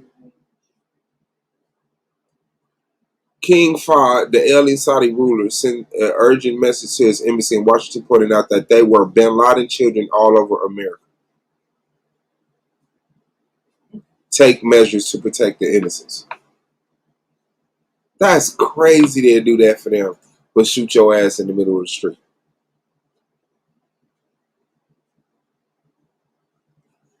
But that was my first thought. How did you know Osama bin Laden did it? Baby. And then they was busting out pictures on day one. Day one, they was throwing pictures out there. Boom, this is what's up. Who did that investigation? And how did it reach the goddamn news that fast?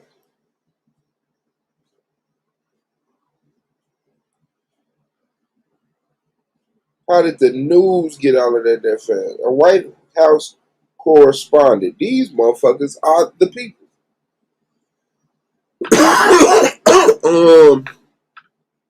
Let me see. Where was we at?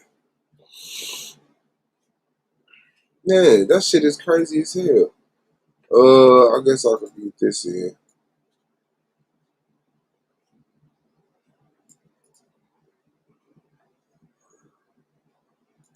Of course, in the 1970s and predominantly in the 1980s, Osama bin Laden was not only considered friendly to the United States, he was considered to be a CIA asset. 7. While most of the bin Laden family were astute and successful businessmen, Osama's talents were seemingly more hands-on and best applied in the field. During the 1980s, Osama led militia groups against the Soviet Union in Afghanistan. His group was essentially armed, trained, and backed by the CIA. Once that conflict was over is where things begin to get murky. Many conspiracy theorists contend that Osama bin Laden maintained his links to the CIA, although in a more covert way. It should be noted there is no absolute proof of this, with many of the people making these claims using past CIA actions to back up their current theories. Officially, Osama bin Laden believed the U.S. influence in the Middle East was too great, and he eventually left his native country and began on the road that would ultimately lead to the 9/11 attacks. This type of action in intelligence circles is called blowback. Perhaps the fact that such actions are common enough for intelligence agencies to have a name for them should be telling in itself.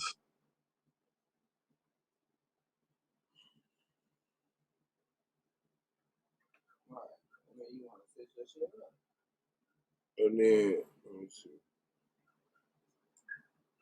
Well, I guess that was something on it.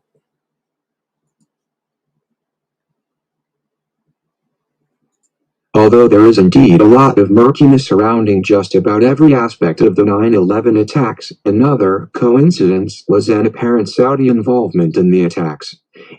Of course, Saudi Arabia is the bin Laden's home country.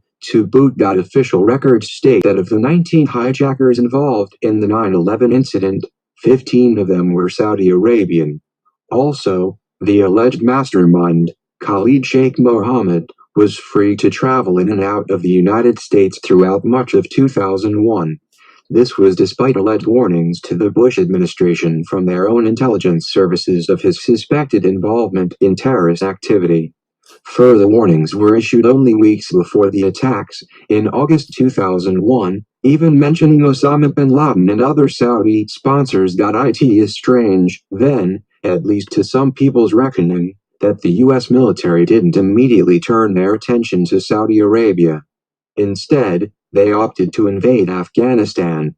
Officially, they claimed this to be the place Osama bin Laden was residing. We examine the possible other reasons why in the next entries on our list. To the Afghan pipeline.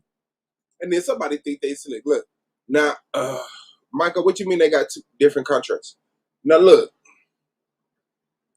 this building the same as that building. They just put this shit around it. You see that shit? You see how they got the bricks and shit? That's the same glass building up under that motherfucker, fam. Somebody gaffled somebody. But yeah, how did they fall the same time? Look where the damage is at. Look where the damage is at in this building compared to where the damage is at they built this building. But they both fell the same way.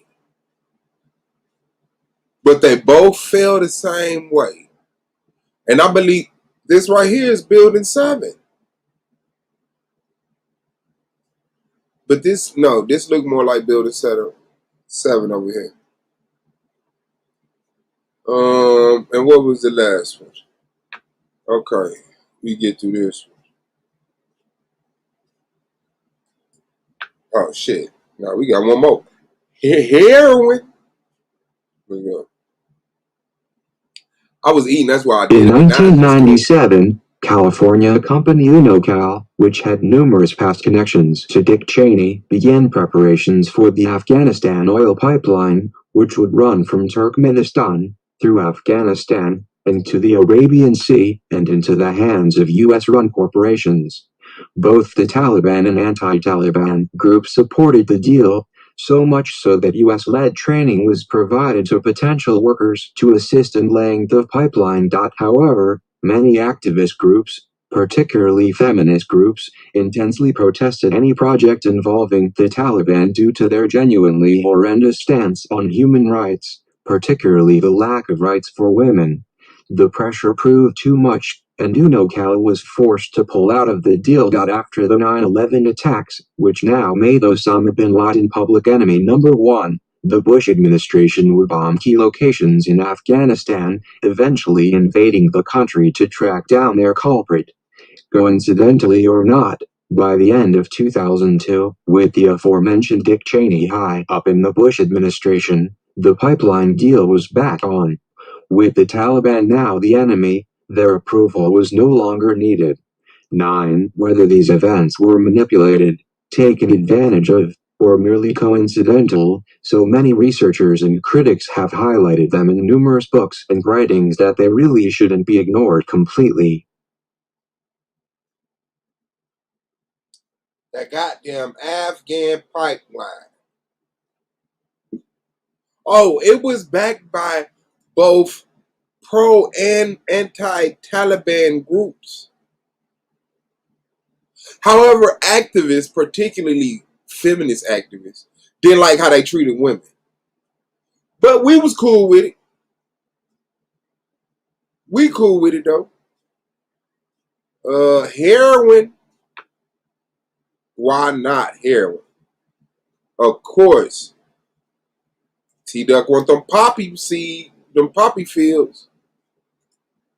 T-Duck want them poppy fields like the Bin Perhaps Laden one of the and most Bush. overlooked aspects of the Bush-Bin Laden connection is the drug trafficking accusations following the invasion of Afghanistan, claims that have hounded the Bush family in particular for decades, and many would suggest rightly so.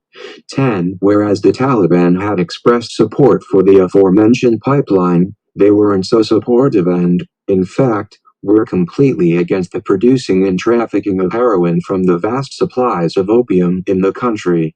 While the CIA and, in turn, other intelligence agencies would look the other way and essentially allow the opium trade to flourish, the Taliban were actively attempting to shut down such activities. When U.S. forces entered Afghanistan, accusing the Taliban of providing a haven to Osama bin Laden, some noted how heroin production not only returned to pre-Taliban times but positively exploded to an all-time high.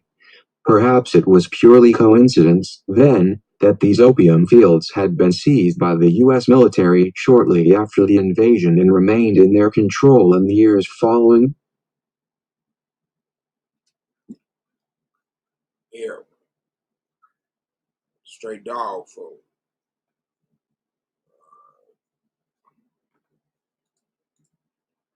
Alright, so that's what it is, man.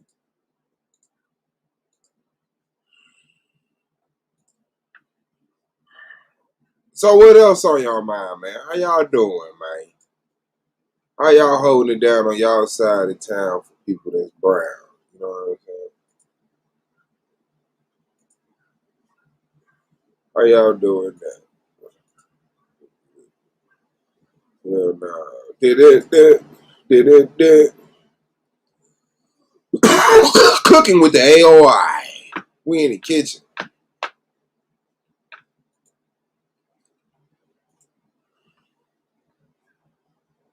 So you trying to pop on a cooking show? Man, popped it off. Okay. I got links there. I got links. Nigga, you know what recipes I'm finna try out. I'm finna start eating more raw. You know what I'm saying? Not cooking my vegetables and shit.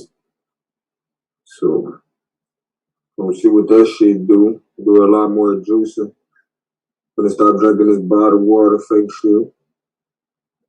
See what I can get populating. Because, plus, you know, I gotta test out a few things before I give it to my son. So, finna see what this shit do real quick.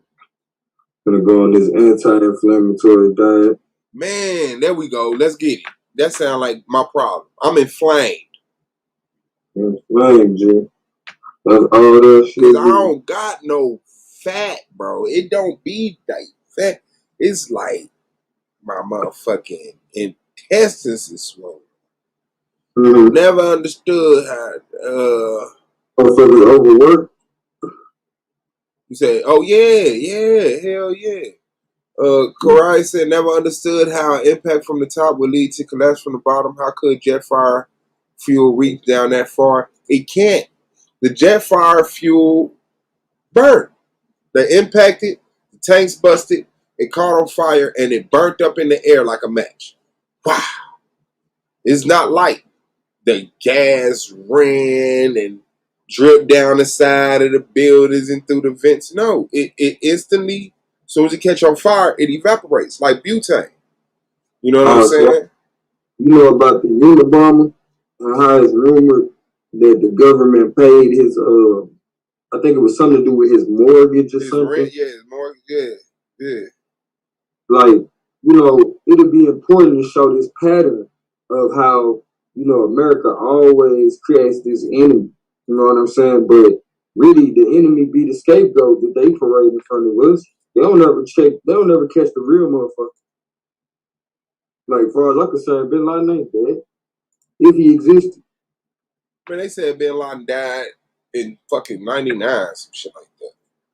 See? Now I can believe that. Maybe he already dead. They, you know, using this nigga name for a story or some shit, but nigga, come on, man. The possibilities is endless with the way they play this game. You feel me? Like, we ain't never known our government to tell us everything. And then all of a sudden now they telling us everything. That's how you know you full of shit for believing that. Like, that's been the status quo. Governments aren't supposed to tell the citizens everything for fear of mass hysteria. Now all of a sudden they telling the truth. When did they stop? You know what I'm saying? What the fuck on, bro? The fuck on. And if you going with what they said in mainstream media, you basically taking what these motherfuckers was paid to tell you them. Not to mention, you following an agenda that might not benefit you in the long run. So you might want to know which direction you heading. Got you around here hating on Islamic people and shit. And they ain't even fucking with you. Oh, I think y'all right had something planned for the Western name. Got you hating shit. gay people and they ain't even studying or whatever. Oh shit, I didn't even see he had nothing planned. Hold on.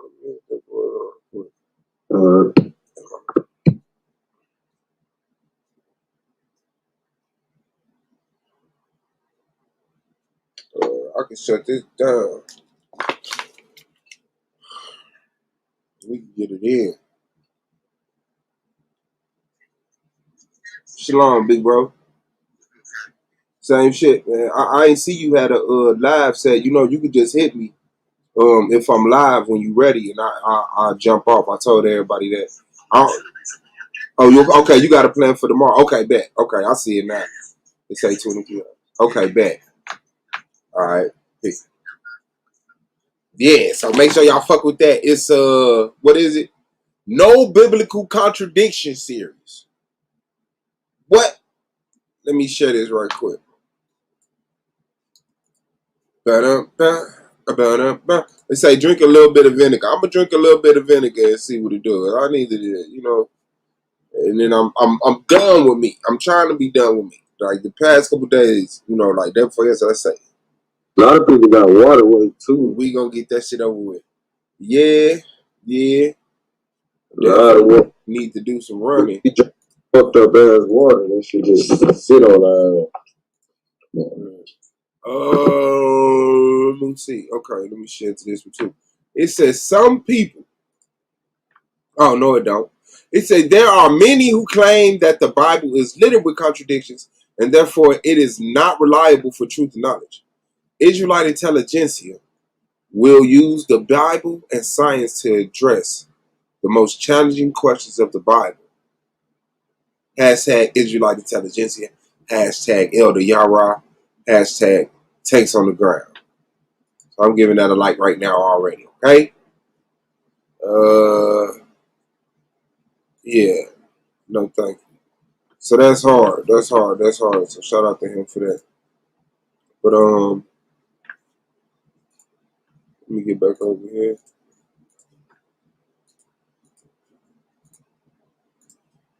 Okay, there we go. But that shit stay in the host deal.